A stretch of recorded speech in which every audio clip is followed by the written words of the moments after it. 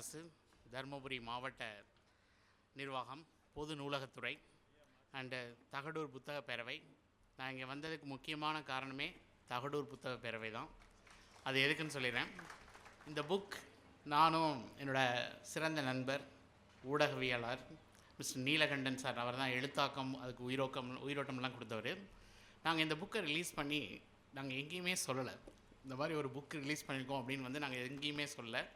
But book எக்ஸிபிஷனில் Vikatan இதில் வச்சுருக்கும் பொழுது சார் மிஸ்டர் தங்கமணி சார் வாங்கியிருக்காங்க. வாங்கி பார்த்துட்டு அதுக்கப்புறம் அவர் எங்களை கூப்பிட்டு நீங்கள் இந்த புக்கை நாங்கள் ரிவ்யூ பண்ணுறோம் அப்படின்னு. எனக்கும் நீலகண்டன் சாருக்கும் ஒரே ஆச்சரியம்.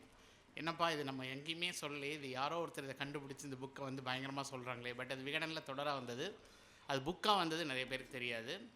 அது அந்த வாயிலாக இன்றைக்கி டாக்டர் செந்தில் சார் அவரோட ஃபேஸ்புக்கில் கொடுத்துருந்தாங்க. அண்டு ரொம்ப நல்ல ஒரு இன்ட்ரொடக்ஷன் கொடுத்துருந்தாங்க. அவங்களுக்கு என்னோடய மனமார்ந்த நன்றிகள். அண்டு இந்த விழாவுக்கு வந்திருக்கின்ற அனைவரும், ஆன்றோர் பெருமக்களும் சான்றோர் பெருமக்களும் கேட்க வந்தவர்களுக்கும் என்னோடய மனமார்ந்த நன்றியும், இந்த புத்தக கண்காட்சியில் பார்ட்டிசிபேட் பண்ணியிருக்க எல்லா எழுத்தாளர்கள், பப்ளிஷர்ஸ் எல்லாருக்கும் என்னோடய மனமார்ந்த நன்றியும் தெரிவித்துக்கொண்டு, ஆக்சுவலாக என்னோடய ப்ரோக்ராம்ஸ் எல்லாமே நாங்கள் செமினார் மாதிரி பண்ணுவோம். ஒரு ஃபுல் டே உட்கார வைப்போம். சினிமா கூட 3 மணி நேரம் தான். ஆனால் ஒரு குடும்பத்தை ஃபுல்லாக உட்கார வைக்கிறதுங்கிறது எளிதான காரியம் கிடையாது. பட் அவ்வளோ வாய்ப்புகள் இருக்குது அப்படிங்கிறது தெரியாமலே தமிழகத்தில் நம்ம நிறைய வாய்ப்புகளை நம்ம மிஸ் பண்ணுறோம். அந்த காம்படிஷன்லேயும் நம்ம கிடையாது. ஏன்னா இன்றைக்கி அண்ட் நம்ம இந்த பெரிய உலகளாவிய வாய்ப்புகளில் நம்ம தமிழகம்னு ஒரு இடத்துல உட்காந்து, அதில் நம்ம ஊர் எந்த ஊரோ, நான் தருமபுரியில் உட்காந்து இங்கே இருக்கிற வாய்ப்புகளை வச்சு எனக்கு வாய்ப்புகளே இல்லை, எனக்கு உலகம் எனக்கு உலகளாவிய வாய்ப்புகள் இல்லை அப்படின்னு சொல்லி நம்ம தேடலை சுருக்கிக்கிறோம் அப்படிங்கிறது தான் என்னோடய ஃபஸ்ட் பாயிண்ட். ஸோ மெயினாக கல்வி அப்படிங்கிறது ஒரு இனிமையான பயணம். ஒரு குழந்தை பிறந்ததுலேருந்து தவழிலேருந்து எப்படி ஒரு மொழி கற்றுக்குதோ அது மாதிரி ஒரு இனிமையான பயணம். இந்த இனிமையான பயணத்தை பெற்றோர்கள் நல்லா அனுபவிச்சிருந்தாங்க. இன்றைக்கி இந்த இனிமையான பயணம் குழந்தைங்களுக்கு பயமுறுத்தி காண்பிக்கப்படுகிறது. கல்வி பயங்கரம், இது ரொம்ப கஷ்டப்பட்டு படிக்கணும் அப்படிங்கிற மாதிரி நாங்கள் பயமுறுத்துகிறோம். படித்த நாங்கள்லாம் சேர்ந்து படிக்க வர்றவங்கள பயமுறுத்தணும், கரெக்டாக இல்லையா? ஆனால் இது ஒரு இனிமையான பயணம். அது ஒரு குழந்தை ரொம்ப அழகாக இதை ட்ராவல் பண்ணலாம். இதை இஷ்டப்பட்டு படிக்கணும், கஷ்டப்பட்டு படிக்கக்கூடாது. ஆனால் நம்ம இன்றைக்கி நாங்கள் அதை ரொம்ப கஷ்டப்படுத்தி காமிக்கிறோமோ அப்படிங்கிற எங்களுக்கு ஒரு பயம் நிறையவே இருக்குது. ஏன்னா தேர்வுகள் அப்படின்னாலே ஒரு பயம். அந்த பயம் தேர்வை பார்த்தாலே ஐயோ நமக்கு அது வீட்டில் எல்லாருக்குமே அந்த பயம் சூழல் எல்லாருக்கும் வந்துடுது. ஆனால் கல்வி அப்படி கிடையாது. அண்டு கல்வியை பொறுத்த வரைக்கும் பார்த்திங்கன்னா, நம்ம கல்வி அப்படிங்கிறது வள்ளுவர் ஒரு 2000 வருஷத்துக்கு முன்னாடி இந்த மாதிரி ஒரு வேர்ல்ட்லி நாலேஜை ஒரு அழகான ஃபார்மேட்டில் கொடுத்துருக்காருன்னா, இதை புரிந்து கொள்ளக்கூடிய அளவுக்கு மக்களுக்கு கல்வி இருந்திருக்கு. அப்போ கல்விங்கிறது நம்ம ஜீன்லேயே இருக்குது. ஓகே, இது எப்போ இந்த கல்வியை நம்ம அழிக்கவே முடியாது. அது வள்ளுவர் அவர் குறள்லேயே சொல்லியிருக்காரு, கல்வி கேடில் விளைச்செல்வம் அப்படிங்கிறத கல்வி அழிக்க முடியாத செல்வம் அப்படிங்கிறத மட்டும்தான் நம்ம எடுத்துக்கிட்டோம். நம்ம என்ன மறந்துட்டோம் அப்படின்னா, வள்ளுவர் கல்வியே செல்வம் அப்படிங்கிறார். செல்வம் எந்த ஃபார்மில் வேணாலும் வரலாம். அது மணியாக வரலாம், லேண்டாக வரலாம், கோல்டாக வரலாம். எப்படி வந்தாலும் அந்த செல்வத்தை ரிஜெக்ட் பண்ணக்கூடாது. பட் இன்றைக்கி மாணவர்கள் எனக்கு இந்த சப்ஜெக்ட் பிடிக்கல, அந்த சப்ஜெக்ட் பிடிக்கல. பெற்றோர்களும் உடனே என் குழந்தைக்கு மேக்ஸ் வராது, சயின்ஸ் வராது, ஃபிசிக்ஸ் வராது அப்படின்னு சொல்லி அவங்க ரிஜெக்ட் பண்ண ஆரம்பிக்கிறாங்க. என்னை பொறுத்த வரைக்கும் சிலபஸில் ப்ராப்ளம் கிடையாது, ஸ்டூடெண்ட்ஸ் லேர்னிங்கில் ப்ராப்ளம் கிடையாது. ஒன்லி டெலிவரி மோடில் தான் ப்ராப்ளம் இருக்குது. அந்த டெலிவரி மோடு நாங்கள் ரொம்ப காம்ப்ளிகேட் பண்ணி காமிக்கிறோம். இப்போ ஒரு 4 வயசு பையன் ஒரு 5 வயசு பையனை கூப்பிட்டு ஒரு ஆண்ட்ராய்ட் ஃபோனை கொடுத்தாலோ இல்லை ஒரு ஐஃபோனை கொடுத்தாலோ 2 நாளில் 3 நாளில் உங்களுக்கு தலைகீழ சொல்லிக் கொடுப்பான், கரெக்டாக இல்லையா? ஆனால் அவனை கூப்பிட்டு இங்கே வாப்பா, கான்டாக்டுக்கு 1 மாத கோர்ஸு, வாட்ஸ்அப்புக்கு 3 மாத கோர்ஸு, இன்டர்நெட்டுக்கு 1 வருஷம் கோர்ஸு அப்படின்னா அந்த பையன் மொபைல் கிட்ட வருவானா, ஓடி போயிடுவானா? ஏன்னா அந்த அளவுக்கு நாங்கள் கல்வியை நாங்கள் பயமுறுத்தி காமிக்கிறோம் அப்படிங்கிறது தான் என்னோடய பாயிண்ட் ஆஃப் கன்சர்ன். கல்விங்கிறது இது நம்ம ஜீன்லேயே இருக்குது. அந்த காலத்தில் இன்றைக்கி நீங்கள் 1 முழம் பூ கொடுங்க அப்படிங்கிறீங்க. 1 முழங்கிறது 2 ஜான். அது ஒரு கணக்கடிகாரம்னு ஒரு மெஷர்மெண்ட்லேருந்து எடுத்திருக்காங்க. 8 அணுங்கிறது ஒரு கதிர்த்துகள், விச் இஸ் ஈக்குவலன் டு 1.27 நானோமீட்டர். நானோமீட்டர்லாம் இப்போ தான் கண்டுபிடிச்சாங்க. அதுக்கு முன்னாடியே நம்ம முன்னோர்கள் இதெல்லாம் யூஸ் பண்ணியிருக்காங்க. அதுமாதிரி ஃபர்லாங்லாம் நமக்கு தெரியாது. 5 ஃபர்லாங்ஸ் = 1 கிலோமீட்டர். இதெல்லாம் அந்த கணக்கடிகாரத்தில் இருக்குது. ஒன்றை நம்ம வகுத்த மாதிரி உலகத்தில் யாருமே வகுக்கலை. இந்த ஃப்ராக்ஷன் பண்ணது, வீசம், கால் வீசம்லாம் நம்ம தாத்தா பாட்டிக்கு தெரியும், நமக்கு தெரியாது. ஏதோ 2 மெஷர்மெண்ட் மட்டும் தான் நமக்கு தெரியும். அது மாதிரி 100னா எத்தனை சைபர் இருக்கணும், கோடினா எவ்வளோ இருக்கணும், முக்கோடினா எவ்வளோ இருக்கணும், எல்லாமே நம்ம வந்து அந்த காலத்தில் கல்வி முறையில் சிறந்து விளங்கியிருக்கோம். பட் அந்த கல்வி முறைகள் எப்படி வந்து கொஞ்சம் கொஞ்சமாக காணாமல் போச்சு அப்படின்னா ஒரு பெரிய ஒரு ஆச்சரியமான விஷயம். ஏன்னா அந்த கண்டினியூட்டியில் வந்து நம்ம சமூகம், குறிப்பாக வந்து தமிழ் சமுதாயம் வந்து மற்ற சமுதாயங்களை விட ஒரு மாறுபட்டு விலகி நிற்கிறதுக்கு காரணம் வந்து இந்த கல்வி வந்து தொடர்ந்து யாரோ ஒரு சிலரோட முயற்சியில், இப்போ உங்களுக்கு எப்படி இங்கே தகடூர் புத்தக பேரவை வந்து ஏதோ ஒரு முயற்சிகள் எடுக்கிற மாதிரி ஒரு தனி மனித முயற்சிகளால் தான் அது வந்து அந்த ஒரு குரூப் ஃபார்ம் பண்ணி அதுக்கப்புறம் அந்த வாசிப்புகள் இது மாதிரி நிறைய விஷயங்கள் டாக்குமெண்ட் ஆகி அது வழியே அந்த தொடர்ச்சிங்கிறது வந்து தொடர்ந்து எத்தனையோ சேதங்கள், எத்தனையோ வந்து அதனோட காயங்கள் இருந்தாலும் அந்த வளர்ச்சிகள் வந்து மிக அபரிதமான வளர்ச்சிகளாக இருக்குது. அந்த வளர்ச்சி அப்படிங்கிறது வந்து நம்ம வந்து நினச்சி கூட பார்க்க முடியாது, அந்த அளவுக்கு இருந்திருக்கு. கல்வியில் வந்து நம்ம ரொம்ப சிறந்து விளங்கியிருக்கோங்கிறதுக்கு எண்ணற்ற சான்றுகள் இருக்குது. அதெல்லாம் நிறைய வந்து அறிஞர் பெருமக்கள் எனக்கு முன்னாடி நிறைய வந்து கொடுத்துருப்பாங்க. ஒரு ரொம்ப சிம்பிளாக வந்து ஒரு ஸ்டோரி சொல்லணும் அப்படின்னா 1000 சோழ சாம்ராஜ்யம் தான் உலகத்திலேயே மிகப்பெரிய சாம்ராஜ்யமாக இருந்திருக்கு. அவங்க வந்து யானை படைகள் மட்டும் 65,000 யானைகள் வந்து அந்த படைகளில் வந்து வச்சுருந்துருக்காங்க. And thanks to Mani Ratnam sir, பொன்னியின் செல்வனில் ஹிஸ்ட்ரியை தவிர எல்லாம் சொல்லிட்டு போயிட்டார். ஹிஸ்ட்ரி வந்து அவங்க சவுத் ஈஸ்ட் ஏஷியா ஃபுல்லாகவே கண்ட்ரோல் பண்ணாங்க. And from Sri Lanka to Sumatra அவங்க படைகள் 65,000 எலிஃபென்ட்ஸ் இருந்தது. இந்த யானைகள் வந்து போருக்கு போகும்போது ஆக்ரோஷமாக போகுமா, அந்த வில்லேஜே அப்படியே வந்து அதிருமா. அண்டு அப்படியே ஒரு 1000 வருஷம் கழித்து நீங்கள் இன்றைக்கி பார்த்தீங்க அப்படின்னா அந்த யானைகளை வந்து நம்ம எப்படி யூஸ் பண்ணுறோம். அதுவும் இன்றைக்கி நம்மளால் கோவிலில் 2 யானைகளை வச்சு மேனேஜ் பண்ண முடியல. இது எத்தனை யானைகள். இந்த யானைகள் வந்து இன்றைக்கி வந்து பார்த்திங்க அப்படின்னா 65,000 எலிஃபென்ட்ஸ் வச்சுருந்துருக்காங்க. அப்படின்னா அவங்க எஜுகேஷன் நல்லா இருந்திருக்கு, கவர்னன்ஸ் நல்லா இருந்திருக்கு. இன்றைக்கி அந்த எலிஃபெண்ட் எதுக்கு நம்ம யூஸ் பண்ணுறோம் அப்படின்னா அந்த காலத்தில் நம்ம போருக்கு யூஸ் பண்ணோம். இன்றைக்கி வந்து கோவில் வாசல்லேருந்து அது ஊர்வலம் வர்றதுக்கும் அண்டு ஆசீர்வதிக்கிறதுக்கும் அதுக்கு மட்டும்தான் நம்ம யூஸ் பண்ணுறோம். யானைக்கே இப்படி ஒரு திறமை இருந்ததுன்னு தெரியாத அளவுக்கு எப்படி யானை மாற்றப்பட்டதோ அப்படி தான் நம்மளாம் மாறிடும். கரெக்டாக வாழ்நாள் முழுவதும் எண்ணற்ற திறமைகளை நமக்குள்ளே வச்சுட்டு எனக்குள்ளே இப்படி ஒரு திறமைகள் இருக்கா அப்படின்னு தெரியாமலே லூஸ் பண்ணுறது வந்து இது பெரிய லாஸ். என்னை பொறுத்த வரைக்கும் அதான் நான் பெருசாக பார்க்குறேன். அதனால் இந்த கல்வி அப்படிங்கிறது வந்து கல்வியோட மிக முக்கியமான குறிக்கோள். நிறைய பேர் நிறைய விஷயங்கள் சொல்லுவாங்க. குழந்தைங்களுக்கு வந்து இது வந்து கல்வினா உடனே வேலை கிடைக்கும். கல்வியோட மிக முக்கியமான குறிக்கோள் உங்களுக்கு வேலை வாங்கி தரது கிடையாது.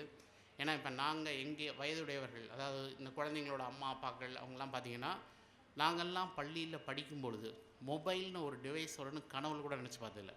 இன்டர்நெட் அப்படின்னு வரும்னு நாங்கள் நினச்சி கூட பார்த்ததில்ல. இது எங்கள் வாழ்க்கை முறைகளில் வந்து ஏறத்தாழ ஒரு 10லேருந்து 20 ஆண்டுகள் நடந்ததுன்னா இந்த குழந்தைங்களோட வாழ்க்கையில் வந்து இது 2லேருந்து 5 வருடங்களுக்குள்ளே இது காணாமல் போயிடும். அந்த அளவுக்கு தொழில்நுட்பங்கள் அபரிதமாக வளர்ச்சிகள் நடந்துகிட்ருக்கு. இந்த வளர்ச்சிகளை புரிந்து கொள்ளக்கூடிய மனநிலையில் நம்ம கிடையாது. ஏன்னா இந்த வளர்ச்சிகள் என்ன நடக்குதுங்கிறத பற்றி நம்ம தேடுறது கிடையாது. அதான் ஔவையார் சொன்னது மாதிரி நம்ம தேடல் வந்து ஆழமாகவும் விரிவாகவும் இல்லைன்னா நமக்கு வந்து வைரங்கள் தென்படாது. நம்ம மண் எடுத்துகிட்டே சாட்டிஸ்ஃபை ஆகிறோம். ஆனால் அந்த தேடலை வந்து நீங்கள் எவ்வளோக்கோட ஆழப்படுத்துகிறீங்களோ விரிவுபடுத்துகிறீங்களோ அவ்வளோக்கோட வந்து உங்களுக்கு வந்து நல்ல வாய்ப்புகள் வந்து தென்படும். வாய்ப்புகள் எதுவுமே நம்மளை தேடி வராது.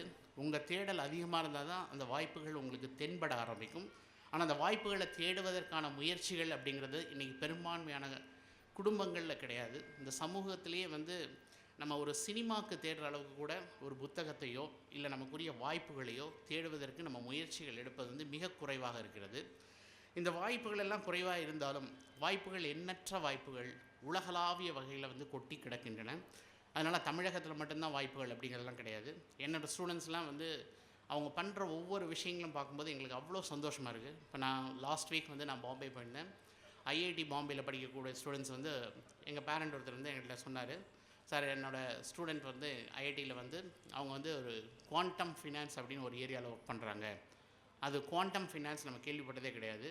இதில் வந்து இன்டர்ன்ஷிப் வந்து ஒரு மாதத்துக்கு எவ்வளோ கிடைக்கும்னு நீங்கள் நினைக்கிறீங்க? ஒரு இன்டர்ன்ஷிப் ஒரு மாதம் நீங்கள் குவாண்டம் ஃபினான்ஸ் பற்றி பண்ணுறீங்க அப்படின்னா எவ்வளோ இன்டர்ன்ஷிப் கிடைக்கும்?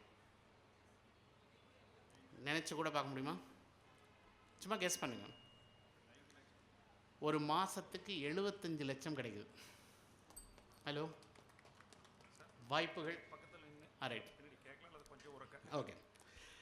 ஒரு மாதத்துக்கு 75 லட்ச ரூபாய் இன்டர்ன்ஷிப் கிடைக்குது அப்படின்னா இந்த வாய்ப்புகள் நமக்கு தெரியுதா? தெரியாது. ஏன்னா நம்மெல்லாம் வந்து தெரிஞ்சதை வச்சு கொண்டாடுறோம், தெரியாத அப்படியே விட்டுறோம். ஆனால் தெரியாததை பற்றி தேடுதலையும் கிடையாது. ஓகே. அந்த இதே மாதிரி நிறைய எமர்ஜிங் ஏரியாஸ் அப்படின்னு சொல்லுவோம். நிறைய ஏரியாஸ் வந்து நமக்கு தெரியாது. இன்றைக்கி வந்து உயர்கல்வியை பொறுத்த வரைக்கும் என்ன நடக்குதுன்னா, ஒரு துறையோட வளர்ச்சி இன்னொரு துறைக்கு எவ்வாறு உதவுதுங்கிறது தான் இன்றைக்கி நிறைய பண்ணிகிட்ருக்காங்க. இப்போ நான் ஒரு ஸ்டூடெண்ட்டுக்கு இப்போ நான் கரண்ட்லி ஒரு ப்ராஜெக்ட் வந்து பண்ணிகிட்ருக்கேன். அவர் ஐஐடி மெட்ராஸில் வந்து பயாலஜிக்கல் சயின்சஸ் வந்து படிக்கிறாரு. எங்கள் ஸ்டூடெண்ட்ஸ் நிறைய வந்து படித்து கேன்சர் ரிசர்ச்சில் எங்கேயோ இருக்காங்க. 2017 நான் வந்து வேர்ல்டில் பெஸ்ட் பிளேசஸ்க்கு அனுப்பியிருக்கோம். அவர் வந்து ஒர்க் பண்ண போகிறது வந்து கேன்சர் இம்யூனோதெரபிக்கு ஒர்க் பண்ணுறாரு. அதுக்கு யார் வேர்ல்ட்லேயே பெஸ்ட் ப்ரொஃபஸர், எந்தெந்த இன்ஸ்டியூஷன்ஸ் எங்கே இருக்குது, யாரெல்லாம் எந்த ப்ரொஃபஸர்லாம் நோபல் ப்ரைஸ் வாங்கியிருக்காங்க, யாரை போய் நம்ம வந்து டச் பண்ணலாம், எந்த ப்ரொஃபஸர் இந்த ரிசர்ச்சில் வந்து அவர் இன்ட்ரெஸ்டடாக இருப்பார் அப்படிங்கிற மாதிரி அந்த மாணவரை வந்து நாங்கள் தேட சொல்லி எடுத்துகிட்டு வந்தால் அவர் வந்து அவ்வளோ நல்ல டேட்டாஸ் எடுத்துகிட்டு வர்றார். அது அந்த மாணவருக்கு இவ்வளோ திறமைகள் இருந்து அது அப்படியே புதைக்கப்பட்டிருக்குங்கிற போது தான் நமக்கு அது வேதனையை தருகிறது. கரெக்டாக அந்த குழந்தைய வந்து நம்ம வந்து லேசாக நீங்கள் வந்து இந்த ஜென்ரேஷன் ஸ்டூடெண்ட்ஸ்க்கெலாம் வந்து இந்த பக்கம் போப்பா அப்படின்னு சொன்னால் போதும், அவன் அதை விட அங்கே ரோடே போட்டு கொடுத்துருவான். அந்த அளவுக்கு திறமைகள் வந்து நம்ம கண்ட்ரியில் வந்து வீணடிக்கப்படுகிறது. குறிப்பாக வந்து அந்த யங் ஏஜ் டேலண்ட் வந்து அண்ட் நம்ம கண்ட்ரியில் இருக்கிற பாப்புலேஷன் உலகத்தில் எங்கேயுமே கிடையாது. இந்தியாவோட மீடியன் ஏஜ் வந்து 28.3, சைனா வந்து 38.4. அதனால தான் சைனா 3 குழந்தை பெற்றுக்கங்க அப்படிங்கிறாங்க. They want to increase the population. உலகம் முழுவதும் வயோதிக நாடுகளாகிட்டுருக்கு. நம்ம நாட்டில் வந்து நல்ல சிறந்த இளைஞர்கள் இருக்காங்க. இவங்களுக்கு வந்து ஒரு தரமான கல்வியை கொடுத்தோம் அப்படின்னா உலகளாவிய வாய்ப்புகள் இருக்குது. ஏன்னா உலகத்தில் எங்கே போனாலும் இந்த குழந்தைங்க வந்து இன்றைக்கி நிறைய விஷயங்கள் சொல்லலாம். ஒவ்வொரு கண்ட்ரி இந்த மாதிரி வந்து ரெஸ்ட்ரிக்ஷன் பண்ணுறாங்க, இதெல்லாம் பண்ணுறாங்க அப்படின்னாலும் இது வந்து இப்போ ஒன்றும் புதுசாக நடக்கிறதில்ல. இப்போ நீங்கள் வந்து இப்போ ஸ்டான்ஃபோர்ட் மாதிரி ஒரு பல்கலைக்கழகம் எடுத்துட்டிங்கன்னா 1891 இருக்குது அப்படின்னா இத்தனை ஆண்டுகளில் அந்த பல்கலைக்கழகம் எத்தனையோ சேலஞ்சஸை வந்து அது பார்த்துட்டு வந்திருக்கும். 1-2லாம் பார்த்துருக்காது. நம்ம ஏதோ இதை விட்னஸ் பண்ணுறோம். இந்த ஒரு மொமெண்ட்டில் இந்த ஒரு பாயிண்டில் வந்து நம்ம பார்த்துட்டு வாய்ப்பே இல்லை, நம்ம எதெல்லாம் வந்து இல்லைன்னு சொல்கிறோமோ அதுக்குள்ளே உள்ள வாய்ப்புகளை கண்டுபிடிக்கக்கூடிய திறமைகள் இருந்தும் அந்த திறமைகளை நம்ம வந்து யூஸ் பண்ணுறது கிடையாது. அதுதான் வந்து மிக வருந்தத்தக்க விஷயமாக பார்க்குறேன். அது மிஸ்டர் மகாத்மா காந்தி ரொம்ப அழகாக சொல்லியிருப்பார். அவர் அக்டோபர் 20, 1931 வந்து சாத்தம் ஹவுஸில் சொல்லும்போது, பிரிட்டிஷ் வந்து நீங்கள் வந்து எங்கள் கல்வி முறைகள் வந்து 100 ஆண்டுகளுக்கு முன்னாடி மிகச்சிறப்பாக இருந்தது, பட் எங்கள் கல்வி முறையை நீங்கள் மரத்தெல்லாம் ஃபுல்லாக வெட்டிட்டீங்க, ஆனால் அதனோட வேர்களை நீங்கள் வந்து விட்டுட்டு போயிருக்கீங்க, அந்த வேர்கள் வந்து நாங்கள் திருப்பி தண்ணி ஊற்றி அதை கொண்டு வந்துடுவோம் அப்படின்றது. அது உண்மையிலேயே வந்து திறமைகள் வந்து இந்த நாட்டின் வளர்ச்சி அப்படிங்கிறது வந்து மகாத்மா காந்தி அவர்கள் சொன்ன மாதிரி இந்த நாட்டின் வளர்ச்சிங்கிறது வந்து கிராமங்களில் தான் இருக்குது. ஆனால் அந்த கிராமங்களில் உள்ள திறமைகளை வந்து நம்ம வந்து அதை எப்படிங்கிறத வந்து வளர்ப்பதற்கோ இல்லை அதை வந்து நல்லா இன்னும் வந்து ஆக்சலரேட் பண்ணி இன்னும் அடுத்த லெவல் கொண்டு போவதற்கான முயற்சிகள் மிக குறைவாக வந்து கிராமங்களை சென்றடைகிறது. அதனால் மாணவர்கள் நிறைய பேர் நினைக்கிறாங்கன்னா, எனக்கு வந்து இதெல்லாம் போய் படிக்கணுன்னா எனக்கு வந்து நான் பெரிய இடத்துல போய் படிச்சிருக்கணும், இந்த ஸ்கூலில் படிச்சிருக்கணும் அப்படிலாம் கிடையாது. இன்றைக்கி யார்கிட்ட வந்து வாழ்க்கையில் முன்னேறணும்னு வெறி இருக்குன்னா, யாரெல்லாம் ரொம்ப கஷ்டப்படுறாங்களோ, யாருக்கெல்லாம் வசதிகள் இல்லையோ அந்த குழந்தைங்க தான் வாழ்க்கையில் முன்னேறுங்கிற வெறி இருக்குது. மீது எல்லாருமே நம்ம வந்து கம்ஃபர்ட் ஜோனில் காலியாகும். கரெக்டாக இல்லையா? அதனால் வந்து அந்த கம்ஃபர்ட் ஜோனை வந்து எவ்வளோக்கோட நீங்கள் வந்து உங்களுக்கு வந்து இன்றைக்கி நான் காலையில் 4 மணிக்கு எந்திரிச்சு படிக்கணும் அப்படின்னா எந்திரிச்சு படிக்கணும், அதுக்கு எக்ஸ்கியூஸே கிடையாது. அதனால் நான் எல்லார்ட்டையும் சொல்கிறது, நீங்கள் யாரோட போட்டியிடணும்னா உங்களோட மட்டும்தான் போட்டியிடணும், வெளி உலகத்தோட போட்டியிடக்கூடாது. உங்கள் பிரெயினில் வந்து பாசிட்டிவ் பிரெயின், நெகட்டிவ் பிரெயின் அப்படின்னு 2 இருக்குது. ஓகே, நம்ம முதல் நாள் சொல்லுவோம், அம்மா அப்பாட்ட சொல்லிவிட்டு நான் நீ காலையில் 4 மணிக்கு எழுந்துச்சு அலாம் வச்சுருக்கேன், படிக்க போகிறேன், நான் ரொம்ப சின்சியராக படிக்க போவேன் அப்படின்னு சொல்லுவோம். பாசிட்டிவ் அலாம் வந்து கரெக்டாக 4 மணிக்கு அடிக்கும். பாசிட்டிவ் பிரெயின் சொல்லும் கமான் கெட் அப் அப்படின்னு சொல்லும். நெகட்டிவ் பிரெயின் சொல்லும் ஒரு 5 நிமிஷம் தூங்கலாம் அப்படின்னு சொல்லும். எவென்ச்சுவலி 7 மணிக்கு எழுந்துச்சு எல்லாத்தையும் திட்டுவாங்க. ஓகே, இதே ஸ்கூலில் டூர் கூட்டிகிட்டு போகிறாங்க, ஃப்ரெண்டோட விளையாட போகணும் அப்படின்னா அலாம் வைக்கணுமா வேண்டாமா? அப்போ போட்டி வெளி உலகத்தில் கிடையாது, உங்களுக்குள்ளே தான் அந்த போட்டி இருக்குது. நான் எந்திரிச்சு படிக்கணும்னா படித்தாகணும், இதுக்கு எக்ஸ்கியூஸே கிடையாது. அண்ட் அதனால் வந்து இந்த போட்டிகள் நிறைந்த உலகத்தில் இந்த உயர்கல்வியை தேர்ந்தெடுப்பது அப்படிங்கிறது மிகப்பெரிய சேலஞ்சாக அப்படி வந்து பார்க்குறாங்க. எனக்கு தெரிஞ்ச வரைக்கும் இது வந்து இந்த குழந்தைங்க என்ன படிக்கிறாங்க, அந்த 3 மணி நேரத்தில் எப்படி ஞாபகப்படுத்துவாங்க, அதுவும் எந்தெந்த லொக்கேஷனில் உட்காந்து எப்படி ஞாபகப்படுத்துவாங்க அப்படிங்கிறது யாருக்குமே தெரியாது. அண்ட் முதல்ல நான் என்னோடய புத்தகத்துலேயும் குறிப்பிட்டிருக்கேன், +2க்கு அப்புறம் நிறைய தேர்வுகள் நடக்குது. கிட்டத்தட்ட வந்து ஒரு 80க்கு மேலான நுழைவுத் தேர்வுகள் இருக்குது. நான் எல்லா தேர்வையும் எழுத விடுறேன். ஏன்னா என்னையை பொறுத்த வரைக்கும் இந்த எக்ஸாமினேஷன் எக்ஸ்பீரியன்ஸ் ஒவ்வொரு வெவ்வேறு லொக்கேஷன்லேயும் போய் உட்காந்து 3 மணி நேரம் உட்காந்து அந்த குழந்தை ஃபோக்கஸ் அண்ட் கான்சன்ட்ரேஷன் பண்ணும்போது அந்த குழந்தையோட மெமரி ரீகலெக்ஷன் ரொம்ப அழகாக வந்து ஒவ்வொரு இடத்துலையும் வந்து அது நிகழ்வுகள் ஒவ்வொரு மாதிரி இருக்குது. இப்போ எனக்குலாம் வந்து 2016 நீட்டும் இருந்தது, சிஎம்சி வெள்ளூரும் இருந்தது. எனக்கு ஒரு குழந்தை வந்து ஒரு ஸ்டூடெண்ட் வந்து நீட் எழுதி கிடைக்கல, ஆனால் சிஎம்சியில் 14 சீட்டில் வாங்கிட்டு போயிட்டாங்க. அதனால் அந்த குழந்தைக்கு திறமை இல்லைன்னு சொல்ல முடியாது. அதனால் 3 மணி நேரம் அப்படிங்கிறது வந்து நான் ஒரே ஒரு எக்ஸாமினேஷனை வச்சு நாங்கள் யாரையுமே நாங்கள் எவாலுவேட் பண்ணுறதில்ல. பட் இதில் என்ன குறிப்பாக வந்து இன்றைக்கி நம்ம நிறைய பார்க்குறோன்னா, எங்கெல்லாம் லட்சத்தில் போட்டிகள் இருக்கோ அதை நம்ம ரொம்ப விரும்பி அதில் போய் போட்டி போட்டு தோக்குறதுல நம்ம ரெடியாக இருக்கோம். ஏன்னா அதுக்கு எஃபர்ட்டுகள் அதுக்கான முயற்சிகள் கிடையாது. அந்த லட்சத்தில் போட்டிட்டு காணாமல் போகிறத விட ஃபியூ தௌசண்ட்ஸில் கம்ப்ளீட் பண்ணி டாப்பில் வர்றது இன்னும் ரொம்ப ஈஸி. ஆனால் நம்ம அந்த பக்கம் திரும்பி கூட பார்க்குறதில்ல. நம்ம லட்சத்தில் தான் போட்டு போடுறதுக்கு நம்ம ரெடியாக இருக்கோம். லட்சத்தில் போட்டியிட வேண்டாம்னு சொல்லலை, நீங்கள் எல்லாமே பெஸ்ட்டை கொடுக்கலாம். ஏன்னா நீங்கள் வந்து எந்த ஒரு டாக்டர் இன்றைக்கி வந்து டாப் ஒரு 30-35 வருஷத்துக்கு முன்னாடி படித்த டாக்டர் யாரை கேட்டாலும் அவருக்கு மெடிசனும் கிடச்சிருக்கும், இன்ஜினியரிங் கிடச்சிருக்கும். அவரோட பிரெயினோட ஃபுல்லஸ்ட் கெப்பாசிட்டியை எவாலுவேட் பண்ணிப்பார். அதுக்கப்புறம் தான் அவர் ஒன்று எனக்கு வேணான்னு சொல்லி அவர் ரிஜெக்ட் பண்ணுவார். கரெக்டாக? இன்றைக்கி வந்து நாங்கள் இல்லை நீ நீட்டுக்கு போறியா அப்படின்னா நீ வந்து மேக்ஸ் படிக்காத, ஐஐடிக்கு போறியா அப்படின்னா நீ பயாலஜி படிக்காத அப்படின்னா ஒன்றும் கிடையாது. ஓகே, யார் வேணாலும் எப்போ வேணாலும் எங்கேருந்து வேணாலும் படிக்கலாம். படிப்பதற்கான முறைகள் மாற்றங்கள் அந்த டீச்சிங் லேர்னிங் மெத்தடாலஜி எல்லாம் வந்து all over India, I'm not India தமிழகத்தை மட்டும் சொல்லலை, இந்தியா முழுவதும் இன்றைக்கி குழந்தைகளுக்கு சரியான தகவல்கள் வந்து போய் சேருதில்லை. நாங்கள் வந்து 12வது வரையும் படி அப்படின்னு ரொம்ப கஷ்டப்படுத்துகிறோம். ஆனால் 12க்கு அப்புறம் என்ன படிக்கலாம் அப்படிங்கிறது வந்து நாங்கள் ரொம்ப குறைச்சிட்டோம். அதனால் வந்து நிறைய இப்போ கவர்மெண்ட்ஸ் பார்த்திங்கன்னா தமிழக அரசு வந்து நிறைய முயற்சிகள் எடுக்கிறாங்க. அந்த நான் முதல்வன் நிறைய திட்டங்கள்லாம் கொண்டு வராங்க. இந்த திட்டங்கள்லாம் உங்களுக்கு ஓரளவுக்கு ஒரு இன்ஃபர்மேஷன் கிடைப்பதற்கான ஒரு முயற்சிகள் வந்து எல்லாமே நடந்துகிட்ருக்கு. பட் இருந்தாலும் இன்னும் நமக்கு வந்து தகவல்கள் வந்து நிறைய தெரியல. அண்ட் இன்றைக்கி வந்து நம்ம இந்தியாவில் படிக்கிறது எல்லாமே நம்ம வந்து ஒரு எஜுகேஷன் ஒரு ஸ்கேல் வச்சுக்கிட்டிங்கன்னா ஒரு 0 to 100ன்னு வச்சிங்கன்னா நம்ம இந்தியாவில் வந்து டீச்சிங் இன்ஸ்டியூஷன் இருக்குது. அவங்க வெறும் புஸ்தகத்தை எடுத்து வாசித்து உங்களுக்கு சொல்லித்தரது தான் வந்து உங்களுக்கு சொல்லிக் கொடுப்பாங்க. இது 1948 டாக்டர் சர்வப்பள்ளி ராதாகிருஷ்ணன் அன்றைக்கே சொல்லிட்டார். ஃபஸ்ட்டு எஜுகேஷன் கமிஷனில் இந்த மாதிரி கொடுக்கறது வந்து கல்வியில் மிக முக்கியம் கிடையாது. அது வந்து சொசைட்டிக்கு வந்து யூஸ்ஃபுல்லாக இருக்கணும், கான்டெக்ஸ்ட் பேஸ்ட் லேர்னிங்காக இருக்கணும், அதில் ரிசர்ச் வந்து நிறைய பண்ணணும். அந்த ரிசர்ச் வாயிலாக நமக்கு வந்து நிறைய விஷயங்கள் வந்து மாணவர்களுக்கு வந்து அதை டிபேட் பண்ணணும் அப்படின்னாங்க. பட் அதெல்லாம் இன்றைக்கி வந்து ஒன்லி ஒரு 10% of the institution higher research இன்ஸ்டிடியூஷனில் தான் கிடைக்குது. அது டீச்சிங் கம் ரிசர்ச் இன்ஸ்டிடியூஷன் அப்படின்னு சொல்லுவோம். அது ஐஐடி, ஐஏஎஸ்சி இந்த மாதிரி இன்ஸ்டிடியூஷன்ஸ் எல்லாமே வந்து மெடிக்கல் எடுத்திங்கன்னா All India Institute of Medical Science, JIPMER in Pondicherry, CMC Vellore, இதெல்லாம் டீச்சிங் கம் ரிசர்ச் இன்ஸ்டிடியூஷன். மற்ற மெஜாரிட்டி 90% ஆஃப் த இன்ஸ்டிடியூஷன் இந்த இந்தியாவில் இருக்கிறது எல்லாமே டீச்சிங் இன்ஸ்டிடியூஷன். ஆனால் வாழ்க்கையில் ஒரு தடவையாவது நீங்கள் வந்து இந்த top institution teaching cum research இன்ஸ்டிடியூஷனில் போய் படிச்சிங்க அப்படின்னா எண்ணற்ற வாய்ப்புகள் உங்களை வந்து உங்கள் பின்னாடி லைஃப்பில் 20 வருஷத்தை அதை ரெடியூஸ் பண்ணும். நாங்கள் அதை நிறைய பார்த்துட்டோம் எங்கள் ஸ்டூடெண்ட்ஸ் வழியாக. அந்த மாணவர்களுக்கு வந்து எப்படி வழிகாட்டுதல் நம்ம இன்ஃபர்மேஷன் கொடுத்தா அந்த குழந்தைங்க எப்படி போய் அவங்களுக்கான விஷயங்களை தெரியும். என்கிட்ட நான் இந்த 23 ஆண்டுகள் என்னோடய பயணத்தில் எல்லா குழந்தையும் ஒரே ஃபார்மேட்டை பண்ணதே கிடையாது. ஒவ்வொரு குழந்தையும் யூனிக். அந்த குழந்தை தேடல் வேறு மாதிரி இருக்குது, அந்த குழந்தை போய் எடுக்கக்கூடிய கோர்ஸ் வேறு மாதிரி இருக்குது, அதனோட செலெக்ஷன் வேறு மாதிரி இருக்குது.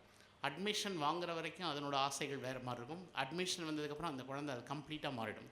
அதனால் வந்து அந்த தருணங்கள் வந்து அந்த வின்னிங் எக்ஸ்பீரியன்ஸ் அப்படின்னு சொல்லுவோம். அது எத்தனை கேம் வந்து வின் பண்ணிக்கல, ஸ்கூலில் ஒரு சின்ன காம்படிஷனில் வின் பண்ணால் கூட அந்த குழந்தைக்கு வந்து ஒரு பயங்கரமான சந்தோஷத்தை கொடுக்குது. அப்போ நான் வந்து ஒரு 80 எக்ஸாமினேஷன் எழுதி எங்கள் ஸ்டூடெண்ட்ஸ் எல்லாம் 20, 25, 40 அட்மிஷன் வாங்கினாங்கன்னா அது மூலமாக கிடைக்கக்கூடிய அந்த சந்தோஷத்தையும் அந்த தன்னம்பிக்கையும் நான் எவ்வளோ பணம் கொடுத்தும் வாங்க முடியாது. ஓகே, +2க்கு அப்புறம் வந்து இந்த தேர்வுகளை எழுதுறதுக்கு வந்து நிறைய பேர் இல்லை நான் இது தான் படிக்கிறேன், இதுதான் ஃபோக்கஸ், இதை தாண்டி நான் தாண்ட மாட்டேன் அப்படின்னா இது மாதிரி நான் இந்தியா முழுதும் ட்ராவல் பண்ணுறேன். இப்போ என்னோடய லாஸ்ட்டு செமினார் வந்து நான் பாம்பேயில் பண்ணிட்டு வரேன். அங்கே வந்து பார்த்திங்கன்னா காம்படிஷன் வந்து ஒரு எந்த கம்யூனிட்டி எடுத்துக்கிட்டாலும் நீங்கள் ஐஐடி இருந்தாலும் நீட்டாக இருந்தாலும் மொத்தமாகவே 7000 சீட் தான் இருக்குது. இந்த 7000 சீட்டுக்கு நான் 20 லட்சம் மாணவர்களுக்கு நான் ஆசையை உண்டாக்கி, புத்தர் சொன்ன மாதிரி ஆசையே அழிவுக்கு காரணங்கிற மாதிரி எல்லாருக்கும் ஐஐடி கிடைக்கும், எல்லாருக்கும் நீட் கிடைக்கும் அப்படின்னு ஒரு 17 வயசு குழந்தைக்கு ஒரு தவறான தகவலை கொடுத்து அந்த குழந்தைக்கு நான் சரியான தகவலும் கொடுக்காம அந்த குழந்தை படிச்சுட்டு வந்து அதுக்கப்புறம் எனக்கு கிடைக்கல அப்படின்னா அது லைஃப்பில் வந்து ஒரு மேக்ஸிமம் எஃபர்ட் எடுத்து நான் ஃபெயில் ஆகிட்டேன். அதுக்கப்புறம் அதனோட எஃபர்ட் எல்லாமே குறைஞ்சி போயிடுது. அந்த மாதிரி குறையக்கூடாதுங்கிறதுக்காக தான் நாங்கள் எதையுமே ஃபிக்ஸ் பண்ணாதீங்கன்னு சொல்லுவோம். அண்ட் இன்ட்ரெஸ்ட் படி படிக்கக்கூடாதுன்னு சொல்லுவேன். மேடம் கூட சொன்னாங்க நீங்கள் இன்ட்ரெஸ்ட் படி படிக்கக்கூடாதுன்னு சொல்லுவீங்க, நான் இன்ட்ரெஸ்ட் படி படிக்கக்கூடாதுன்னு சொல்லுவேன். ஏன்னா பிகாஸ் உங்களோட இன்ட்ரெஸ்ட் வந்து ஒரு தயிர் சாதம் ஊறுகாய் அப்படின்னு வச்சிட்டிங்கன்னா ஒரு பெரிய ஒரு ஹோட்டலில் போய் நான் பஃபேல வச்சு ஒரு 300 வெரைட்டி வச்சுருந்தா உன் இன்ட்ரெஸ்ட் படி எடுத்துக்கப்பா அப்படின்னா வெறும் தயிர் சாதம் ஊற எடுத்துகிட்டு வருவீங்களா, மற்றதை பார்ப்பீங்களா? ஏன்னா இன்ட்ரெஸ்ட்டுங்கிற பேரில் இதை விட பெஸ்ட் ஆப்ஷன் பிரியாணி மற்றதெல்லாம் நீங்கள் நெக்லெக்ட் பண்ணுறீங்க. கரெக்டாக இல்லையா? ஆனால் ஹியூமன் மைண்ட் வந்து மங்கி மைண்ட் மாதிரி அடுத்த பெஸ்ட்டை பார்க்குற வரைக்கும் இதுதான் இன்ட்ரெஸ்ட். ஓகே, அடுத்த பெஸ்ட்டு டீச்சரை பார்க்குற வரைக்கும் இவங்க தான் நல்ல டீச்சர். ஓகே, அந்த அடுத்த பெஸ்ட் என்னங்கிறது நமக்கு தெரியாது. ஓகே, இப்போ நீங்கள் நிறைய கோர்சஸ் வேர்ல்டு வைட், ஏன்னா இப்போ வெளிநாடுகளில் வந்து பார்த்திங்க அப்படின்னா வளர்ந்த நாடுகளில் நல்ல பல்கலைக்கழகங்களில் யங் பாப்புலேஷன் கிடையாதுங்கிறதுனால உலகளாவிய மாணவர்கள் யார் வேணாலும் என் கோர்ஸை படிக்கட்டும் அப்படின்னு சொல்லி அந்த கோர்ஸ் எல்லாம் ஃப்ரீயாக கொடுக்குறாங்க. இன்றைக்கி வந்து நீங்கள் கம்ப்யூட்டர் சயின்ஸ் படிக்கணும் அப்படின்னு சொன்னால் ஹார்வர்டில் வந்து ப்ரொஃபஸர் டேவிட் மெல்லன் இருக்கார். அவர் கம்ப்யூட்டர் சயின்ஸ் வந்து ஃப்ரீயாக சொல்லித்தரார். இது உலகம் முழுவதும் 68 லட்சம் 67 லட்சம் மாணவர்கள் வந்து படிச்சுட்ருக்காங்க இன்றைக்கி வரைக்கும். நம்ம அந்த க்ரௌடில் கிடையாது. ஆனால் நம்ம கம்ப்யூட்டர் சயின்ஸ் படிக்கிறோம், நம்ம பயங்கரமாக பண்ணுறோம் அப்படின்னு சொல்லிகிட்ருக்கோம். அண்ட் உலகத்தில் ஒருத்தர் வந்து ஃப்ரீயாக சொல்லித்தராரு. இங்கே நாங்கள் ஐஐடி மெட்ராஸ் நாங்கள் வந்து 3.5 லட்சம் வாங்கி நாங்கள் டேட்டா சயின்ஸ் வந்துடுறோம். இப்போ ஐஐடியில் படிக்கலாமா, ஹார்வர்டில் படிக்கலாமா?